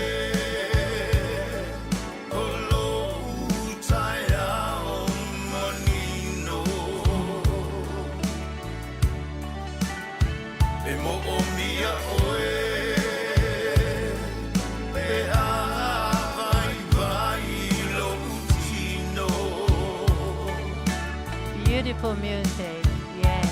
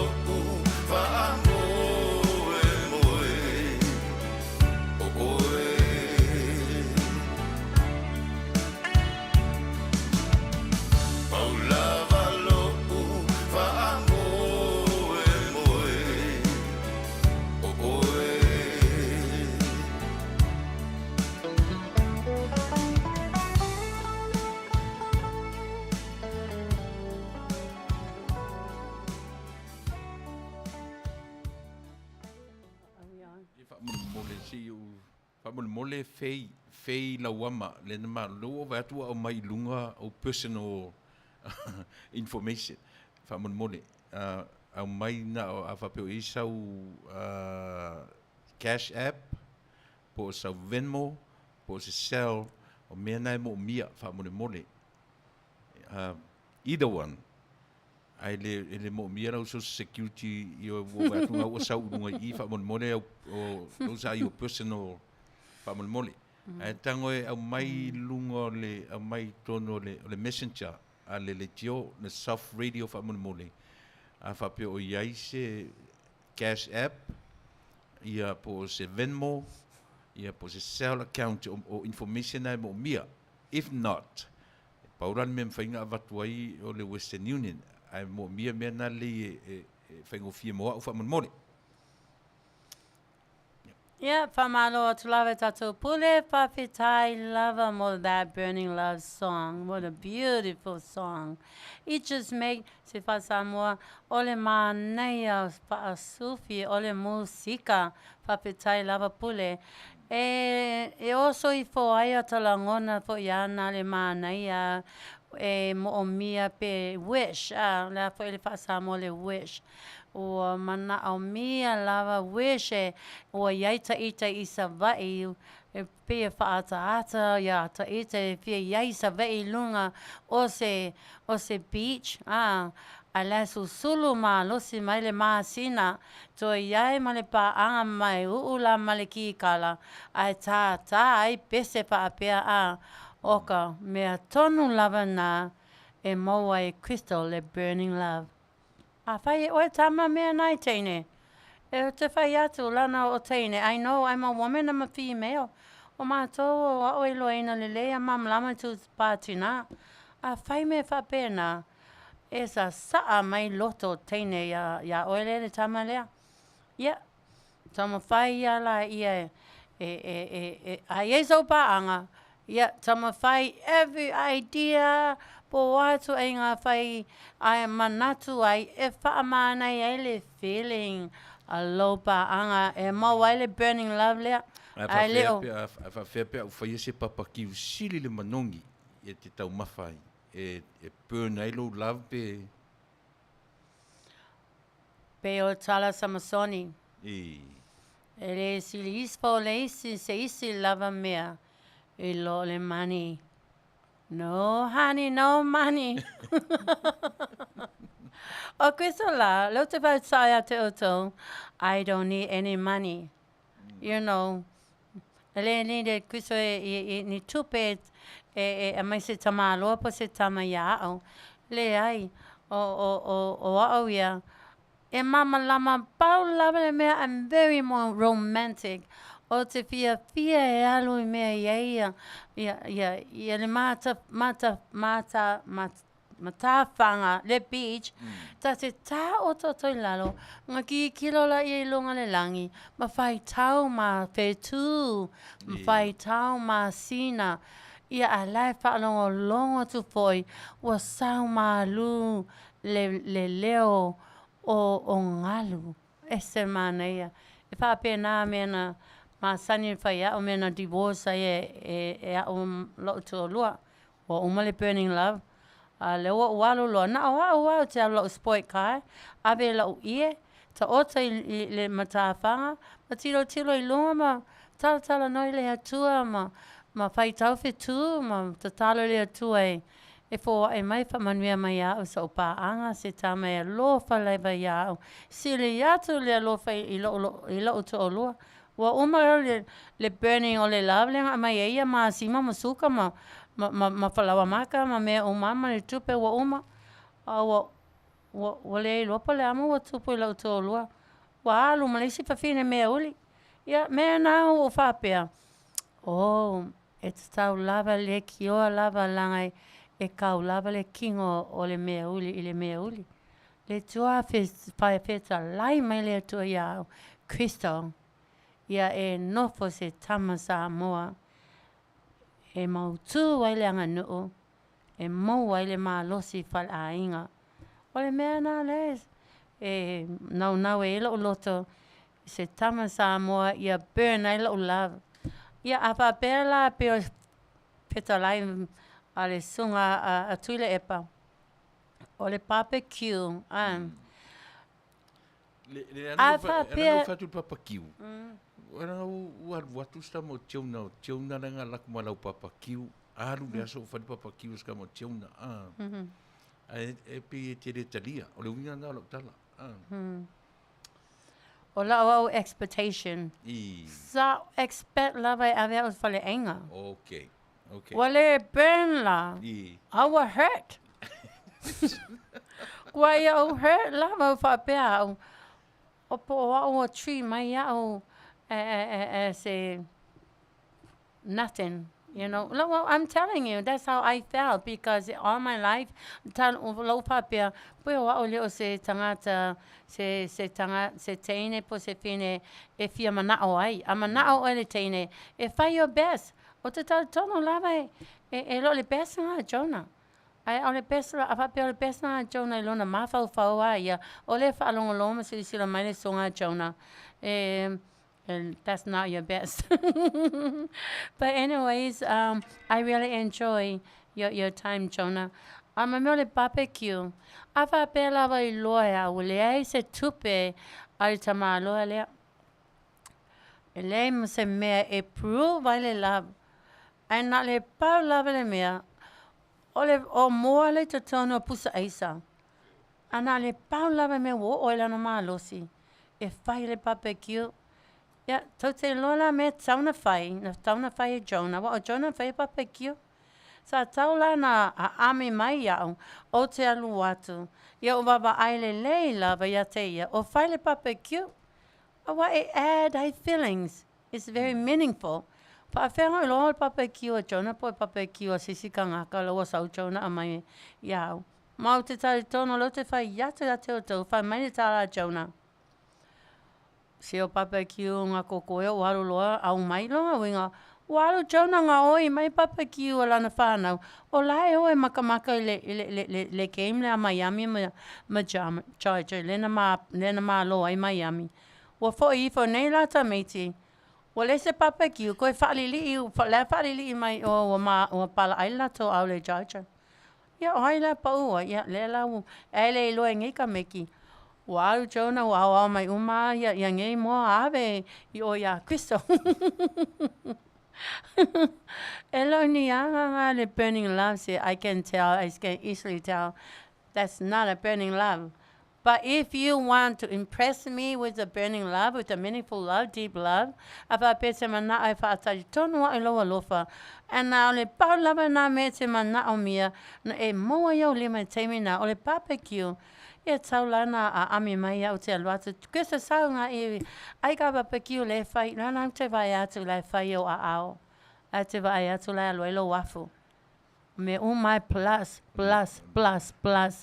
Pina fōringa mai lua date. Wale aise burning love. Awa burner o ele fatu stamo Jonah. Le ai wa heard it Jonah. Le aise burning love na amatai. Tō te lolo te whai atu. Whatever na maliu show to lua 2014 lua se fulu pa le se isi na o uina la lima mai le Manu'atele na o no fa ta posai ana walo lo le so to na ila le ma date ma Jonah ono lo fa lo ya Jonah o te le ya lo e date ma Jonah ono Sofia lo ya Jonah no my respect. And on top of that, ole alofa atu as a brother to him. Yeah, mao eva ma pena toe. But when he touched my hand, and he held my hand for almost 10 years, or over a little bit 10 years, he touched my hand, he held my hand. I felt very special. I felt that was something I was missing from my husband. Because we were very romantic, very close, and we're very affectionated by each other. So when Jonah touched my hand, I felt very special. Yeah, I let Umi lava, I let go of my hand because I let go of his hand, wofia ai. Nama oloa, amataloa me ai. Anyways, burning love is different. Experience I ia I ai atu I mea lo to lu a lo boyfriend o fai mo oe ele no fo ele fai to lua me pa pena. Ya tama fai la o ele tama lea. I feel moa elo taina le burning love. Yeah, you gotta do far beyond measure. All right? But with me, I'm the kind of woman, o ole tu enga tana, le papine, ele mana miene tupe, yeo tupe. You know, I will take you to the restaurant, but treat you nice, huh? Ole mema na oe Cristo, ole burning love, wa burn lolo love ya Cristo. Le se fa'u, le se finau, le se misa, you know, happy all the time. Ole happy hour lava, that's what I need. Ole happy lava. Umelo so ifua. Facility, la facility muli alo lo tato. Lazy dedication there for all the New Zealanders. This is your dedication. Ala lato mo facility. Ole facility la because it totally mawena to sangal mato pule. Ole la lato lo facility. Ole ale masina. O ai po ile to sanga na o whana wai I tutuila Samoa. Tere whanau Manua, na o whanau tutuila I whanga alu o asola, o asola o ele whane mai tu ai tu utulei. Pasa whanau e ia mātou ia baby boomers. Aso nela o ele whane mai I whanga alu. Mate mai la ia, leo ai la o aso whanau. Saula atole aso, saula atole masina, saula atoa mai tausanga, ele leo te Samoa atu, te le ongangu atu. Nge ke waka ula ufanga useisi on la ko kasensia tilo mai. Yeah, saule motika, CEO, pa mole. Yeah, lo wakolo mai Jonah. O Jonah se kako fa mole a facility.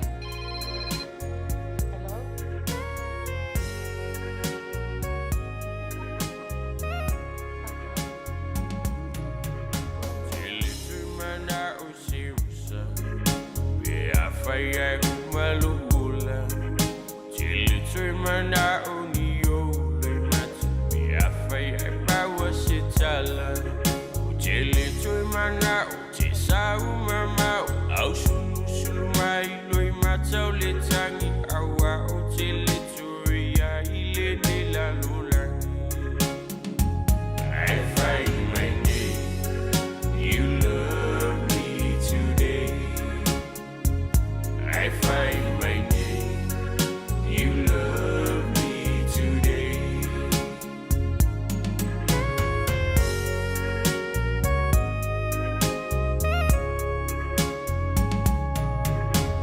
Apagai o te fatali, o te fia I lope a sautali, o te nofo ai malefifia, se aso ai faatasia, o te leto mana o se yo o se aso ne to esuia o lo fina ngalo alo fa mai ne ua umalo masalo salo. I find my name, you love me today. I find my name, you love me today.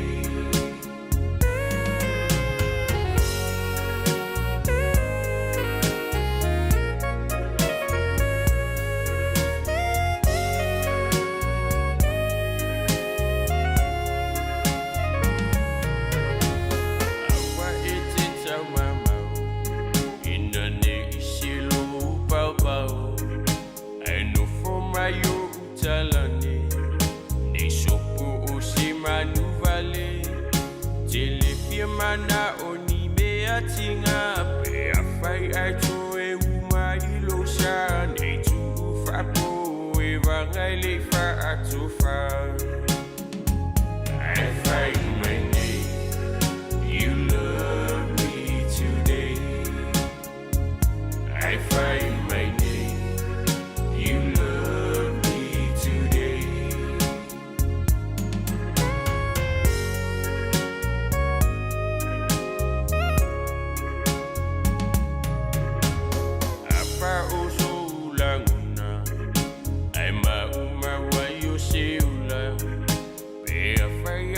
talinga tatali iso alufa o tili tui mana o seyo o taia o alufa mai nei ilusa umama o awa o talinga o le fili o lo ta fafao. I find my name, you love me today. I find my name, you love me today. I find my name, you love me today.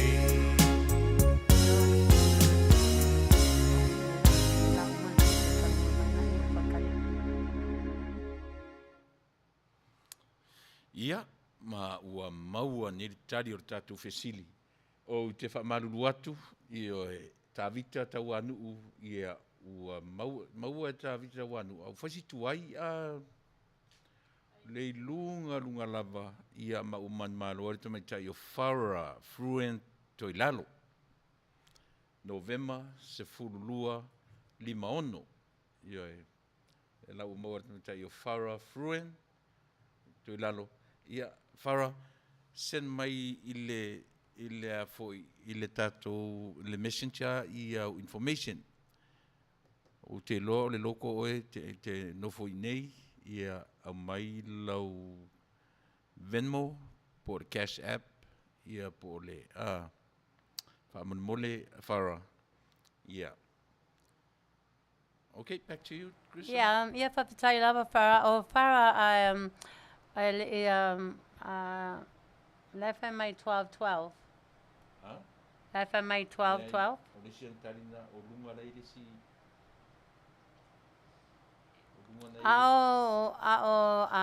Paso solo il foilalo tato tali. Olo ia nei le susunga a Jonah. A mata tato pese ai kolo mai ia Jonah. Ia o Jonah lo i telefoni a pule Faafofoga'aga na transfer le kolo le se i tato whalongo longo le Italia Jonah.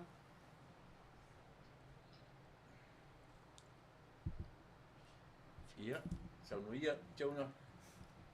Ia, ka alofa la songa fatonu, leva faftaisua. Ia, falonga klawa po kalame malaya. Sa wanga fo ia princesa nga ia Crisco. Ia Samoa ia awange ko se kia sa wanga ale princesa de ai.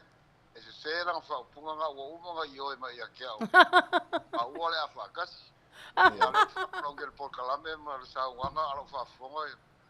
Ia se o se ia tele. Ele ai wo umanga masengil ma fenga ngo ma wale a. Ia ile loto tasi male. Wala vai kasi. Ia ora pasa wa krea lo suga krea pa male fa fonga kako.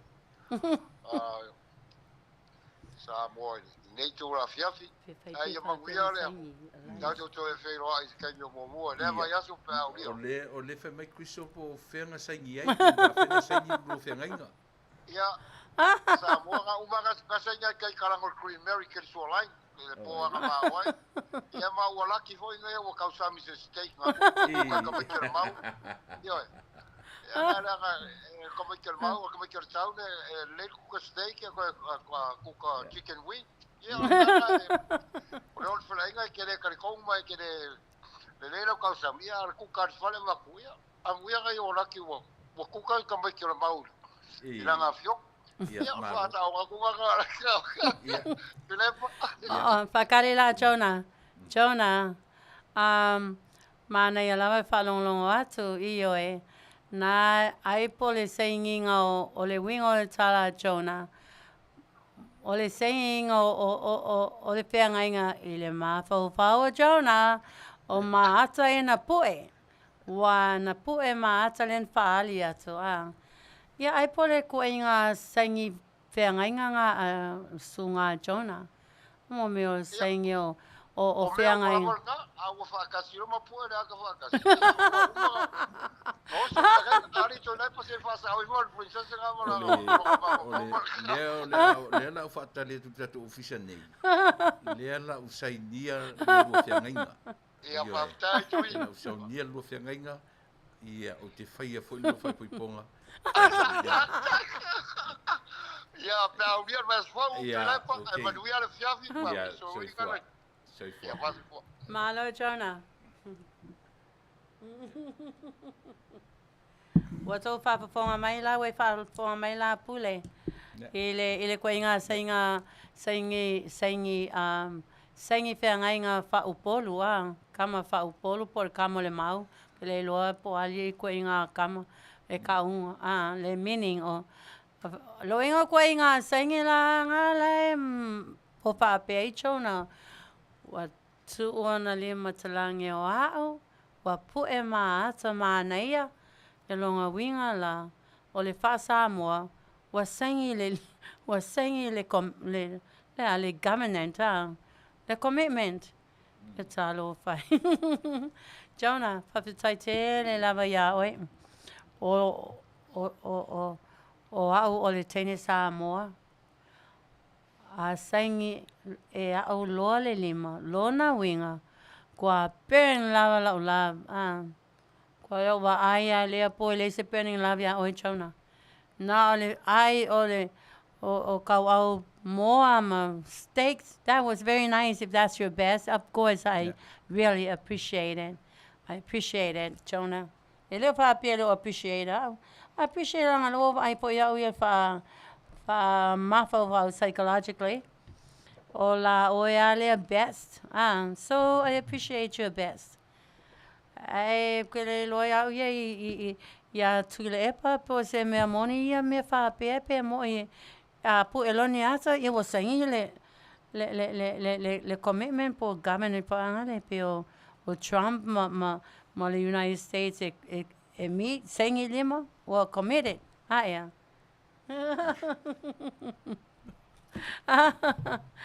fa tonu se sa esta to pese to vai nei mea yeah, whaapatai lava Jonah. MALO lava atamai. Yeah, sanga atamai pia. O le pesa le nei dedicate tātou mo tātou o uma lava o lo i New Zealand. We love you, New Zealanders.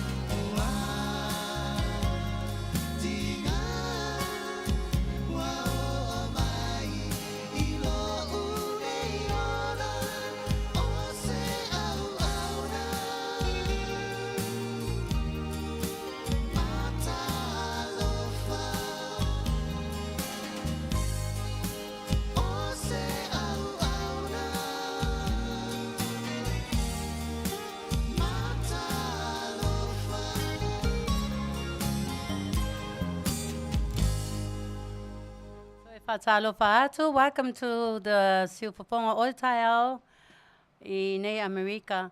Ole a teminei ole a luato e lo se pese FAAPITOA mo oto malava I Samoa. Pa Manua tutuila upolu savai apolima ma namua. This is your song. We all love you. From America.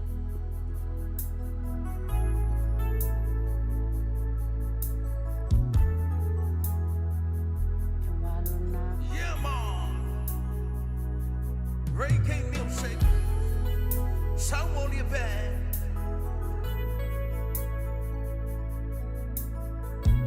Dr. Room Production. Molly Philippa style. Humana. Here we go, reggae style.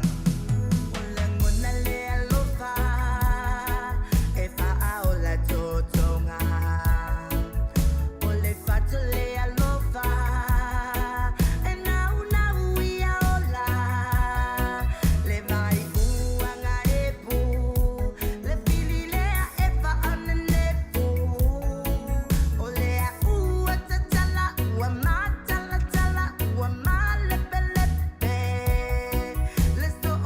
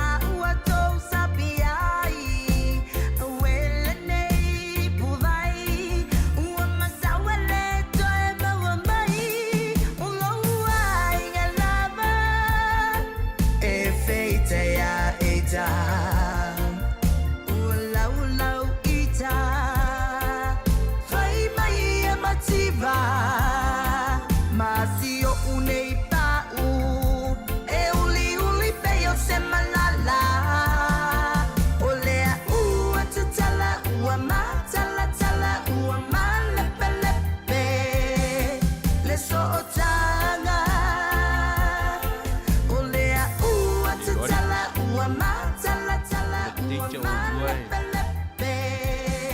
Le so o tanga ole teacher o lua macho ke mana kua ia sia wori sama sia wori na ole te e teacher mato nu ia so ia tau va mai tama au le lo o man kua va le teacher o lua macho na sa rola o friend nga fai mai so o ma ua leo ma wo mane o kingi piko o le ia le nu ia me io o leo ua tau le lua ma sina o tenye ua mai tenye ia o le sia so o ta mai tio mato nu fai uso na su o ka mai tio ai ngam kwa fasia o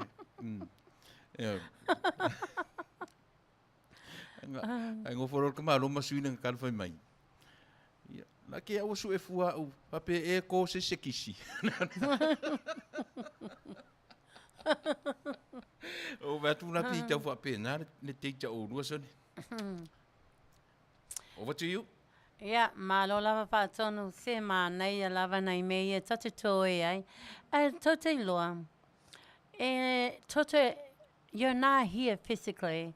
Tote leo I, you know, tatu wa aia toi datu o tō. Pe tote vai mai po ia te I mātou. Male whaatonu nei. O e pe a tai ma sangi mai, ma fia mai. Ai, but o loo whai tau e tau ko mengi. So comments, you know, it's like pe lava leo o te eita tono to living room. Pe lava leo te nofo yo tapa. Ile maali o to comment ko mengi e whai mai. O te ata ia ma te ata mo whaile le mato pule. Ma ai fo la oi pule vai. E ma mato e to te loi loa mai lang le tali pese. Ai mato e lava ma oi ia. E ma naia foi, you know, sa le ai le petalainga a leo e sa e whai mai mana e whai nei mea e break ai ma se I mo le fia ese foi fia ia e sa le leia mea whaapea se fia I ale toi ina mai loma tu e wha a longo mai a lela o whai atu o te le I pa umuku le pōlea na mao ai e majauna a wha mai le petalainga whai tua matu whai au. E ia le asa na tautala mai ai. Le whai tua le whai au. O whai atu whai au. Wa o whai nei la matu sauninga whatalai. Pa mai ia whai tua whai au. Se, Christo, wa maua e na uso siasi. Na o whai atu la ia. Se na o ta malo loa, anga se lunga ka kia le wha se e ka maloa, kua ma whai longa sau e io e mele imitation. A wha mai mea tara whai tuare mato whai au. Se, o whatu se, wa uma anga e whai e mai ita malo loa, ma ta mai tonta e whai mo uso siasi. E lea se atoa se luce fulu. A wha mai mea whai whai tuare whai au. Se Christo. Pai uanga e mawhaiena mai ore tama lea. E tanga le pa o mutu I lunga e sa le pa o mutu I lalo.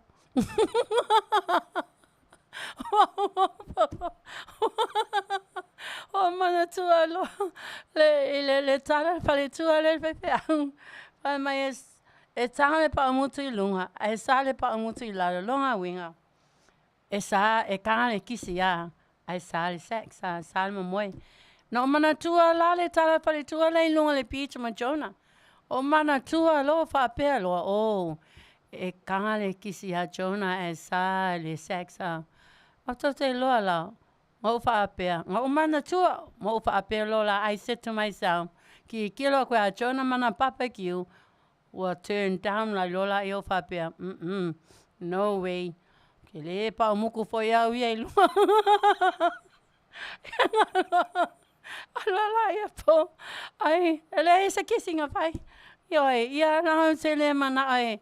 A po ina le pa muku vave pa anga se longa. Burning love, right? Okay, Jonah, you burned me by your food. Yeah, and it was delicious. But maybe next time try harder, okay? E ole mela le nei ia papitai lava toi papetai papo. Poi toi papetai atu si ufaponga tai au fo. Ele to ona sai mai mato. Join mai, you know. Ole nei show. Fia lava ole happy hour lava. Ia ai poi na se mea wasasi atu ai. Ia o to te pole la saongi mai show to nang so to ngane no luka. If I atu pa te senga cover me up. Ai taimi nei la toi mato fa pisinisi. Ole lumanai masina o kitopa. Ole a amatai le fashion show. Just a fashion show 1 hour. Itasi le fashion le Tulau le fashion show. Wa yai foi le mato YouTube channel. It's called Holly Polynesian and Hollywood fashion styles. So ole channel ole YouTube channel ole Holly ole vayaso le lato papaponga tili mai more information more details. Ola yai lava le tula mole fashion show. Na oe la etotongi. Ole ayai uma information ba yasole how to prescribe.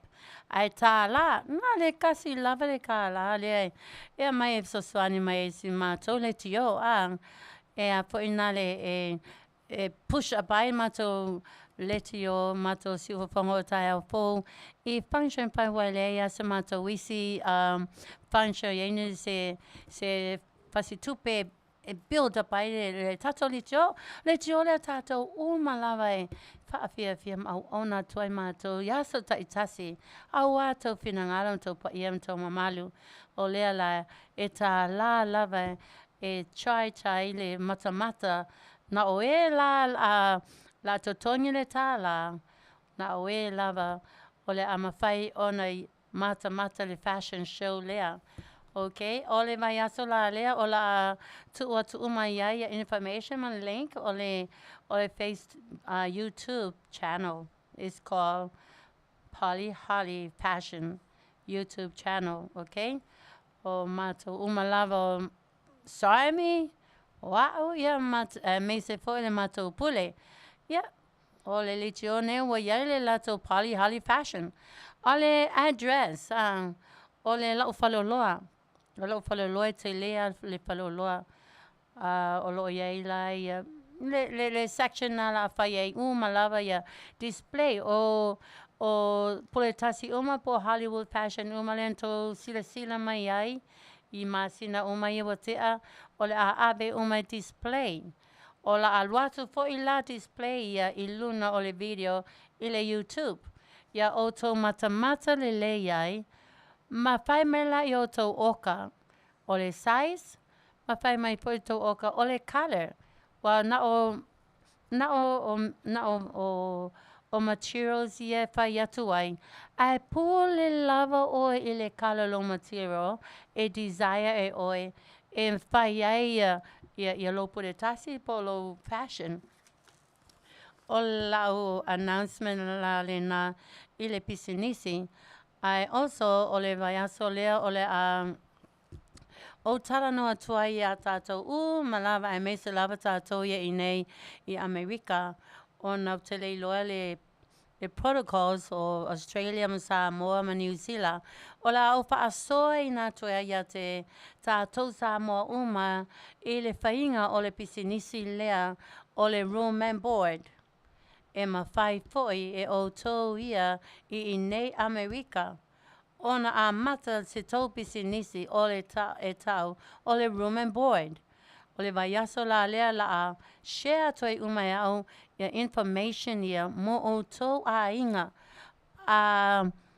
you know a whaongale lei lo critical thinking e mauai oe mawhai e oe po le unga lii o oe le a inga ma lo now work together e mawhai na a mata le pisinisi lea o le room and board.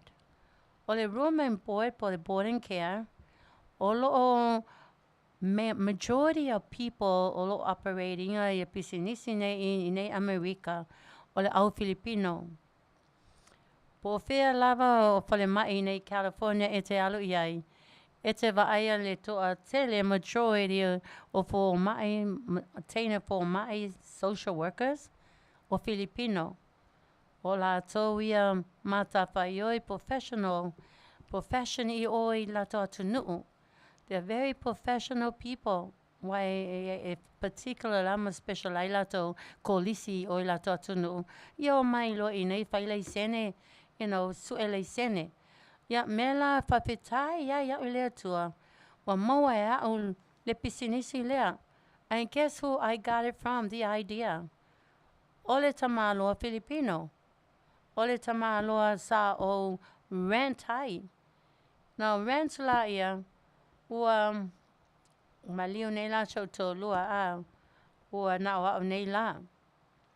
Ia, le umi lava ai mai le tusi la atuli ia o le Filipino. Ua la evicta. Ia o fatuloa, ele Filipino, ele ai sau tupe. Awa shau whanau e tofu ala tō mala tō whale ia no. Ma tausi ale tamaiti ale runga ale ia. Ia awa ne la o alo shau tō lua na oa. Ale o whamai la evicta o le atoa le tupe o la o whale. Wow, lai tau whai mtama whai ia o e turn in mai uma tupe lo tō lua ia te au isi benefits, ma isi benefits. E alo la mea whaavi e ina inei. E ume le teime pe ono maa sina mea pena. A o whaalong a o whaatari la o I benefit ia e a lo tō lua sau ia au. La I victa o le se tupe. Au te lea tai o alu la whanau.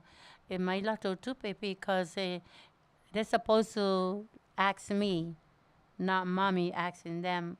And not only that way, la to whanau o tele mana o ala e pala la tō. Yeah, guess what? O whai atu loi le tamalo le la asau tutuli au. Ua mai notice e tolu aso o te alu ese e male whale. Yeah, o whai atu loi la ia. Vai, e le so tupe. Yeah, la alu la o e homeless. Ai lo le lea tamalo e lofa ia tamalo I tangata Samoa. Lofa ia o ma chau whanau, o mi po I chau whanau. Ai whamai, le ai, o tene manao ia o e homeless, I don't want you to be homeless. You're such a good lady, a Christian woman. Oh no, no, I don't want you. I lo whanau whaanoa noa a homeless oe. So. O te tali tono la Samoa. O le atua, na awina mai le tamaloa lea. O ia lea na whaasino mai a te au. Le whainga o le pisi nisi la lea. Lea la o whaamatala ma shea te au tau. I le vai yaso lea. Ma ai whaalongo mai o tau Samoa o mai nei Amerika. Na o au. Ana awina mai le atua le a ngelu le messenger lea. E mai au le message. Whai le pisi nisi lea. Ia, o le mea laua whai. O le tamaloa la lea na whaasino mai a te au. O lea la, o la a o whaasino atu ia oe. Pape, pita lai mai fwoi lea tua ia te au I Arkansas. Return home. I will show you what to do. Lea laua I encounter. O le mea lea na mana o ai lea tua na whaali mai lea tua ia Arkansas. O la whaasino mai a te au. O le pisi nisi la lea. Tō whaalongo whaapoponga le mai le vai yaso lea. O te manao ia te o tō e share atu. Ia o tō mauai foi o tō tupe. Ia kuiki longa luenga. E manai atu tupe ia mauai I mea lea. To e upper ilo level. It brings you to an upper level. Level like o tō mafo mai. Level like o tō ma nurses, social workers. E level ai poi o tō ma whale whamasino, courthouse.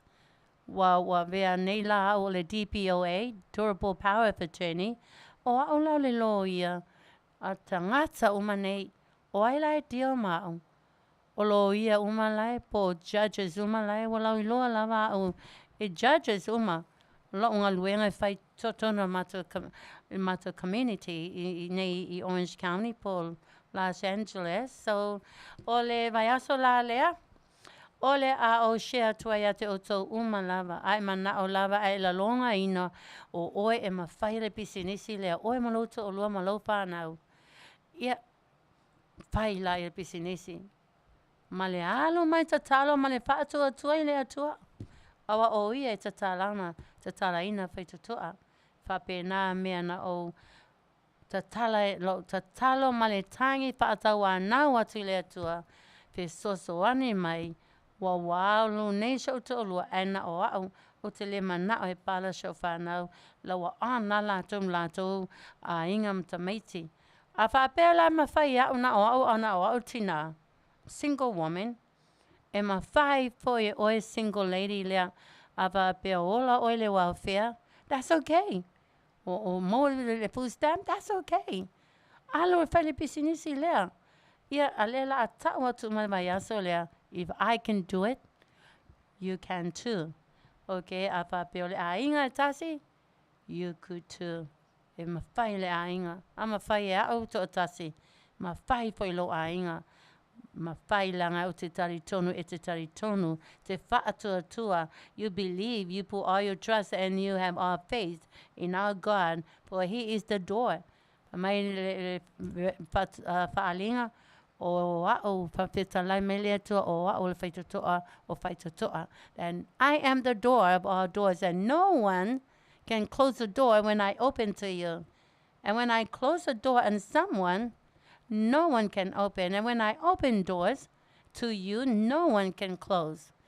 O le tua, the open door. O le temi nei, o le a la pongo atu, la aperai tātou ma le passion. Again, Paptai lava mai moa mai ile si upaponga ole tai alfo in Long Beach, California, USA. Ola afia ngai tato my tato fashion. Don't forget our Polly Holly channel YouTube.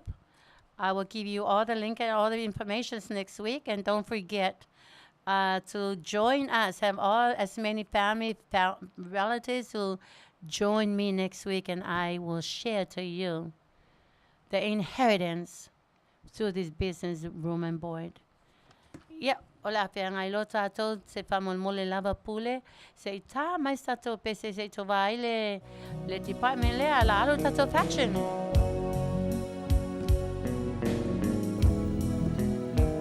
Sarmy.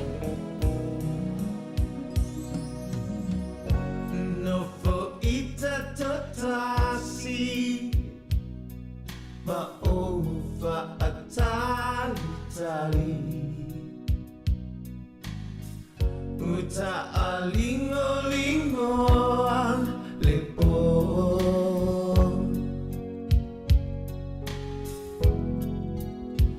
pulato ile po nisa ma fa petu nia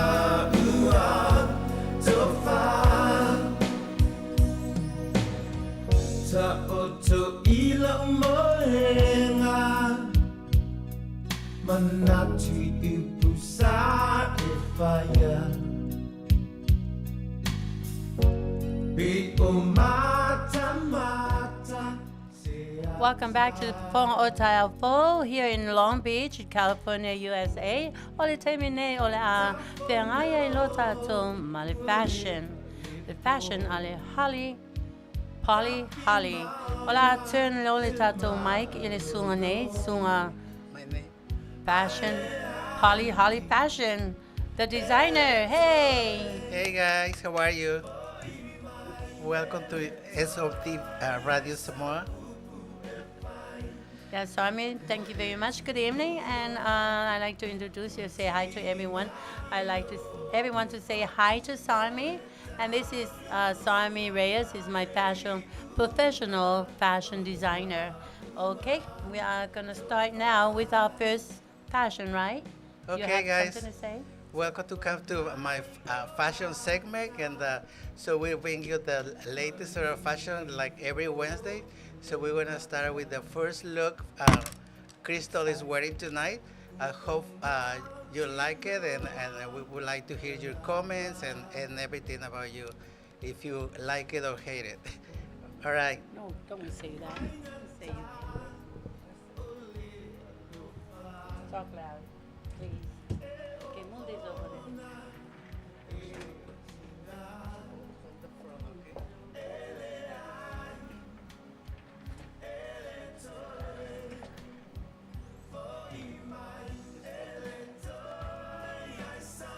Okay, we are here. Tonight she's wearing a cocktail dress. Tonight she's wearing a cocktail dress. Very fabulous. It's kind of sparkle. It's a polka dots, glitter polka dots, and with the amazing ruffles. Very sexy with deep open at the front and also the back. And it's a short cocktail dress, and she's ready to go for a date, to a red carpet, or any special occasions. So any millionaire guy around there, so she's ready to go for a date. You can contact her.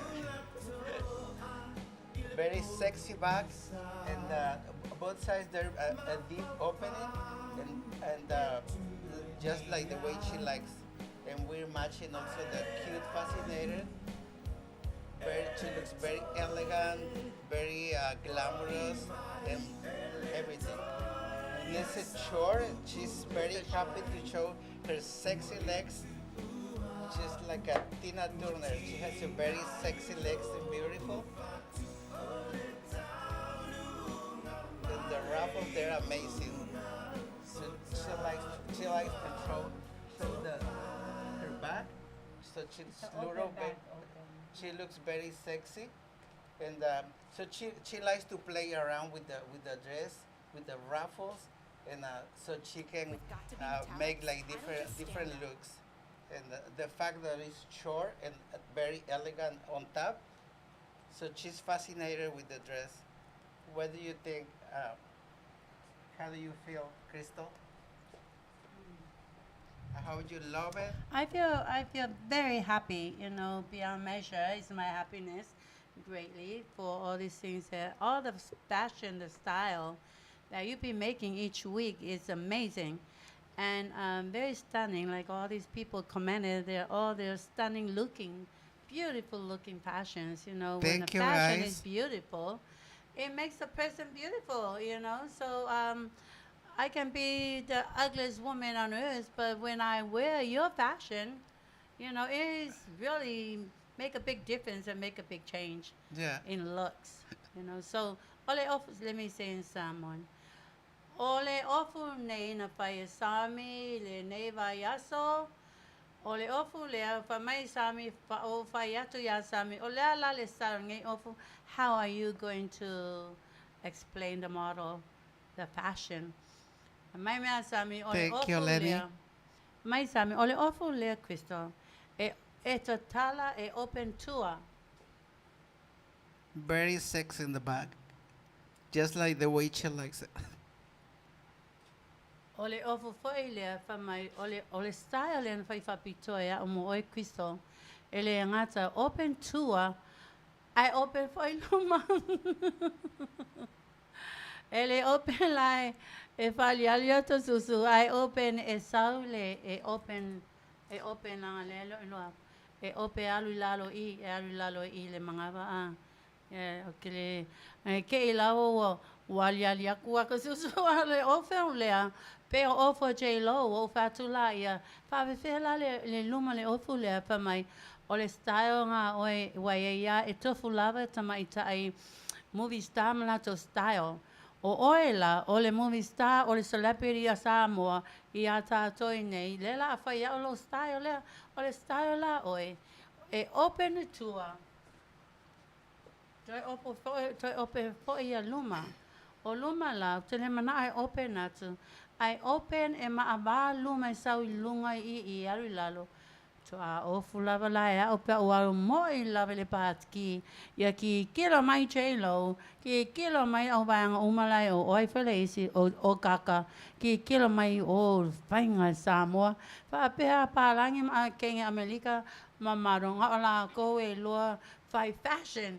O whai loa whai o fashion. O le whaali rako la ia, o langa lo ia inga ia o se pāki. A o walu mo I se pāki wha Hollywood. Thank you, Meliane. La ko va ngai la ia e open luma. E open luma ia alu va pea ia anga o le kuala ia press susu ia le whaali. Mea wha Hollywood. Pos a ko va ngai I sa a whawhinga I Hollywood a Emmy Award. O va ele ese ko inga yo akulio kenge o le whawhinga o le malako fashion open skin yeah o le mana ola o open atu lang ke lo inga I se pāki ke uki kilo mai o vaenga ia a walu lola se pāki mo I lava oh I am ready to rock and roll yang walu lo minko malo vanga J-Lo mam gaga o ia o si Tina Oi feeling or Tina Turner. Tina Turner. I love my new sister. She has a beautiful legs like Tina Turner. Ole fashion lang au ke mga au kaubai, mai au vanga au le leila I Hollywood. Au ke le mga FAAPITOA mela ko ngau ka ko wa ai ke ia la ko. Oh, here comes a Samoan. Samoan wale Samoan woman, wale Samoan mother, our Samoan grandmother, Samoan great-grandmother. See? So, if they can do it, Samoan women can do anything. Right, Sarmy? Yeah. And I give you a lot of credit. The credit goes to you. Thank you. But most of all, the praises and the glories and the thanksgiving goes to God. God. Okay, Amen. this is the passion. All right, thank you. Now we're going to bring you the puletazis. So we're going to show a couple different designs. I hope you love it. Thank you. Ole ofu leo se puletasi leo se ofu umi. Ole ofu a short dress. Fa fenga se fa ali le yo vai. Fa fenga lo mai tangata ya vai. Ya short dress le vai. Yeah, see?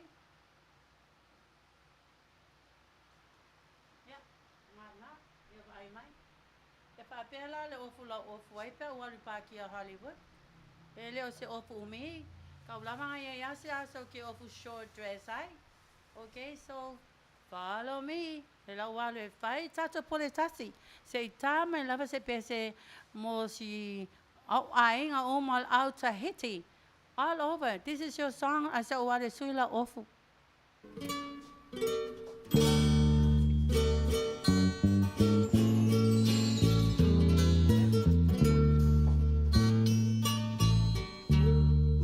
Say Oriana, say essa salamai, eterno for my mauna, my fa Manu'atele.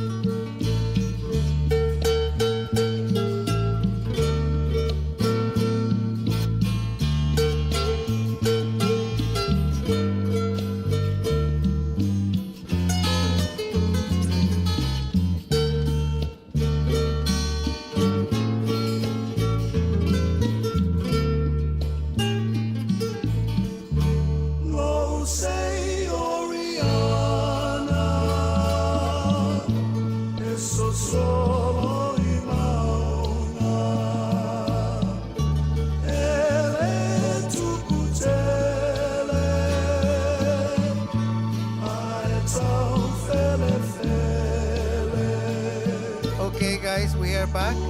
So we're gonna show you the first glamorous poletasi.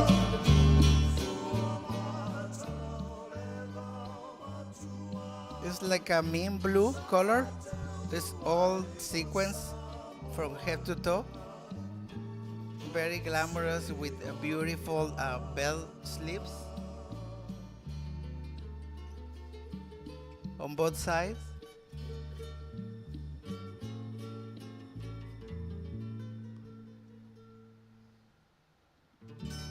And everything is matching from head to toe. My son is Very glamorous, sparkle, and very unique style. You can use it for any glamorous occasions, to go church or any special event. If you have any special event, you can be very glamorous and different for another ladies. How you guys love it?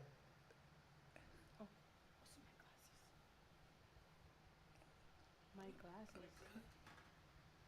No, my Talk. Get my glasses. Talk. What's your question? I'm so sorry. Hi, So how do you Talofa. feel? Ole lisilea fashion lona mua. Ole pole tasi e se poi nei style. E tova ai fo manaya. Ma ai te tele lima. Beautiful bell sleeves, Very bouncy. oversized. Yeah. O fu mai la ave tau I la ufale o loa. La Asoau umai lunga o ile YouTube channel. To babae uma to ina style, and all you need to do ole oka mai ma fai mai lo to ina material. Wa o nei America mo wai so te tu ina material. Ma fai mai lo desire color, your desired color. So here it is. Thank you very much, Sarmy. You're welcome. You've done a great, marvelous job. Thank you, guys. I'm glad that you love it. And if you have any question about the look, so you're always welcome to ask anything. We are here to answer any question. Yeah, ola ato e tā mai tato pese, whamamole pātono, ala ato atu tu e mai tato last fashion way. E lua lava fashions, a la whaalia tu aso lulu uma. Okay, let's go. Okay, we're going to go get another different style, okay? We will be right back.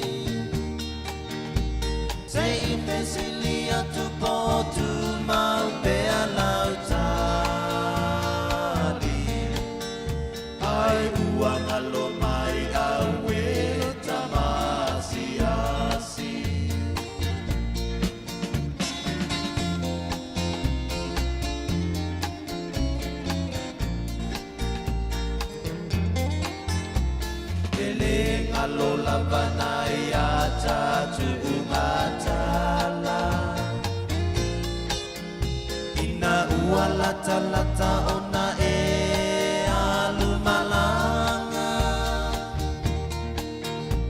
e tu mau pea lau atua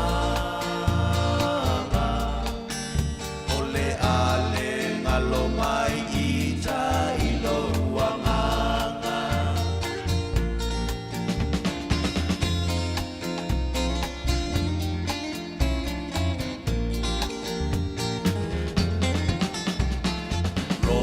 Saua sili oe I le sasala O lo manongi e tu mau pea le ngata Na o le tawane I manu le matala A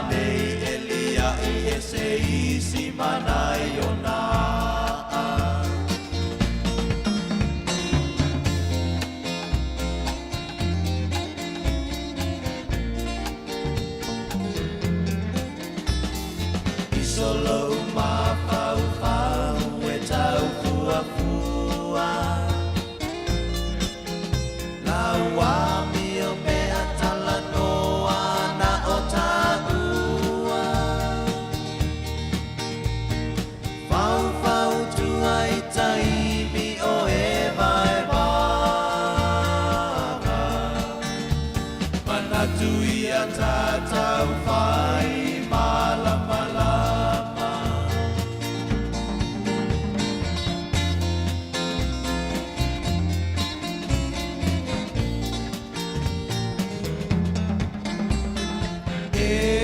Emo solo mai wila i tawalangi. Malama lama umai o le lalolangi. Po o sulungia o e punga la ukapani. A o e sa ili atu mo se numanai.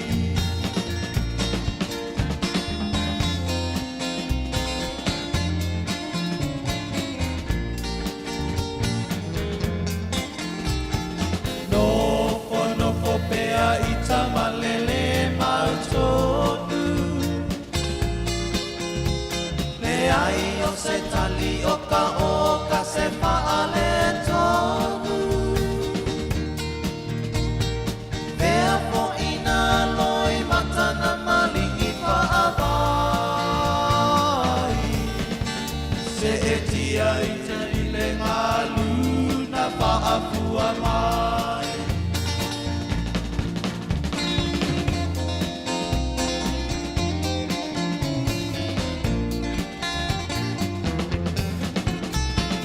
Yo e ita lo mo nga e se le fai ngata. Tua ita te i ua mawaluma. Ae sauria to fai a Manuia. Ele angaloina o ela upama.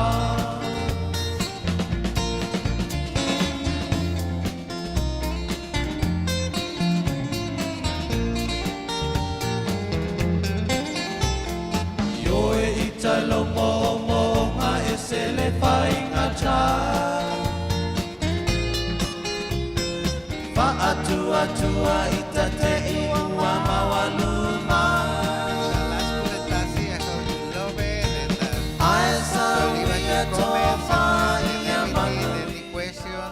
So we are here with the last puletasi on blue, beautiful blues, like two different blues. The main fabric is like metallic fabric. It's made it of two different colors. It shines on the lights, and so it's very funky design. One side is like with ruffle sleeves, very nice, and then the other side is just like regular sleeve. So it's a very funky design, and also it has ruffles on the bottom, very beautiful. There's the royal blue with like a sky blue. So two different blues, and also we're matching the fascinator. I hope you love it. How do you like it, Crystal? Very beautiful, fantastic, wonderful. This is so significant, Sarmy. You always show your amazingness. You know, every week I see different things, and also the people out there all over the world are watching us. I'm pretty sure they feel amazing also, because it is beautiful. Your fashions are so beautiful, are so stunning looking. So I just feel gorgeous. Every Wednesday I feel good. I always look forward every Wednesday to look stunning because I know you always surprise me with things, beautiful fashions. And so this one here, it shows that he has a regular sleeve, Poofy sleeve.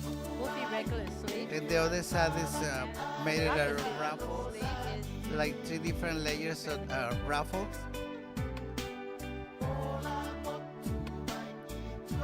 I hope you love it, and any questions, just let us know. Leave your comments, your information, and everything. If you would like to get any of our designs, so we'll be happy to send it to you. And thank you for watching us every Wednesday, and God bless you. We love you, all of you. I hope you enjoy the show tonight. This is very wonderful, very beautiful, amazing, and I want to thank you. Thank you very much. Thank you, Crystal. All your time and all the things, all the moments that you struggle to put all this together.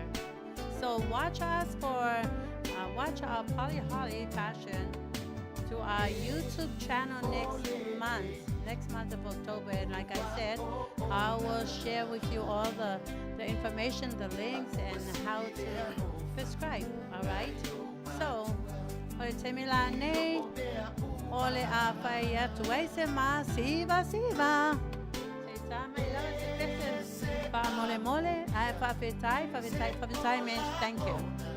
Whawhetai po I mai moa mai, ia wha manuia le atua ia te outou, uma lava lo mai moa mai I le mātou, si upofonga ole tai au po Samoa Radio, a whapea po I le Manu'atele program. Yeah, Saulo se pese watapia siva. Thank you so much. Have a wonderful night, and we'll see you next Wednesday. We love you, and God bless you to all of you. Me va la vida, me va la gente, la equidad. Me va la fiesta, la mano grave, me va el cantar. Me va el color, si es natural. Me va. Me van amigos de tal caminos, me va. Soñar contigo, hacer caminos para cantar. Me va el amor de verdad.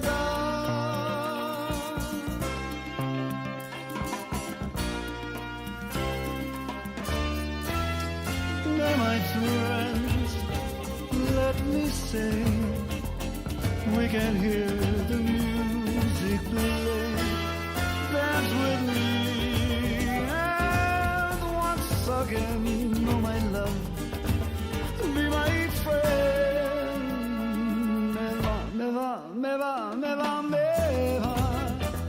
Me va la vida, me va la gente, la equidad. Me va la fiesta, la mano clara, me va el cantar, me va el color, si es el natural. Me va. Me van amigos de tal caminos, me va. Soñar contigo, hacer caminos para cantar. Me va el amor de verdad.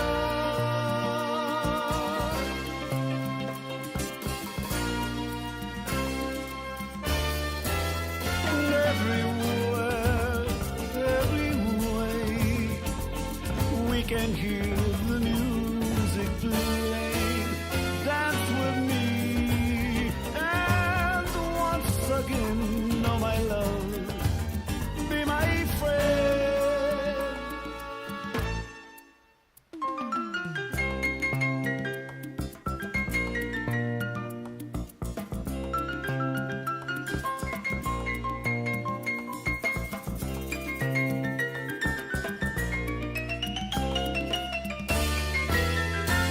My friends, let me say, we can hear the music played.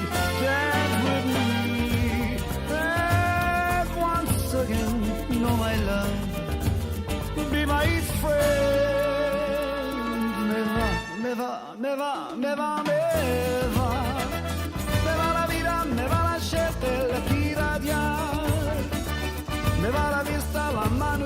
me va a ver cantar, me va el color, si es natural.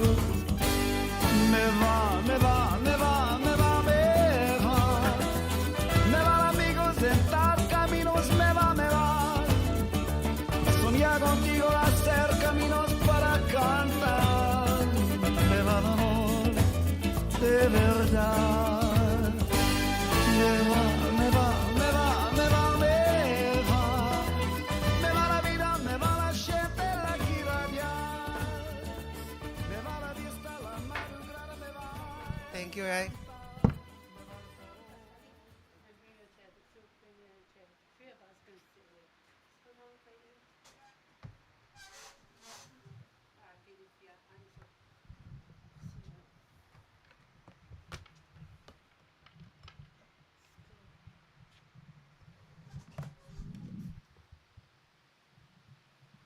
Welcome back to Super Whaapitai lava mai moa mai i le nei programa Manu'atele. O le teimi nei, o le tuai loa le Mike i si tuangane le ia Seruka Tiliai'a mo sana upu muli o le mātou nei au aunanga ai ia pa Manu'atele tu lava le atua ia te outou malava. Ai mei se poi le Mato whaatonu, whawhetai tula epa, sua. Okay, Luca, shoot it. Aole I, whai atu sa mātou upu le nei Afiafi. O te sosoni atu ia I tātou mai tū mua mpule. Atua whai ma, tā mamtua. Ono le whalanginga o sio mātou motu. E tele lava tangata lo o mai e lato whalanginga po wharupenga. E leo sa o lava. A lela o sosani atu. O le wharupenga sa o a o Manu'atele. A fia le la au nā mutasi. A fia o whaatui. Maupu. Mausori. Whetalainga ia I la tau to to'o. Ma upu le Manu'atele. O whaarupenga le nā. A wā whaarongolongo isi. Whaarangi mai mātou le whaatui to to'o. Whaatui le motu. Le ai. Whaatui le motu e leone. O isi whaariangi mai mātou o to tau to to'o. E le ai. Nā o fsusuani atu tātou atunu. I wharupenga sa o lava o le Manu'atele. Tele fo I o isi wharupenga. E mai lava, e le ta ua lava le amutasi o tui manua lea. Pei fo ia o tou I tu mua mpule. Tou te mua lava whalaki. Ia mari o toa malonu ni fua vai loa. E whapena fo I nā. E le whapela o whai atu o na se isi tūranga. O lo fisosani atu de tele o le wharupenga sao ana o sio mātou motu. Ai, a vea ia nei taimi whai atu ai se whamatalanga I le mātou pō kalama. Ua ae nei I whanua le tautai ma le lato whaiwa sa ngātai. I le alofa ma le anga nei o le tua. Whapena na mātou pō kalama le nei Afiafi. Wai uma le Manuia I le alofa le tua manono whātasi mai. Bau o lea sa mātou whamatalanga. A whai wai ai se whale tonu fo I le Faafofoga'aga ma se taula ulu. O te tatonu wa matua tala lei o tō whingalo maloto. A whinoa ia ma whamarie e poto are tau tai a se le atu iama. Sa mātou whamatalanga lea. Whamarie a whinoa o tō whinangalo. Pea whai wa sasi fo I se whamatalanga nei pō. Ai mori atu o mātou lo whaanga o le Manu'atele. Ia te o tō umalava paanga. Ma le au whaafonga I le nei Afiafi. Ia tu i over tato wā. Manuia po. Whaftai.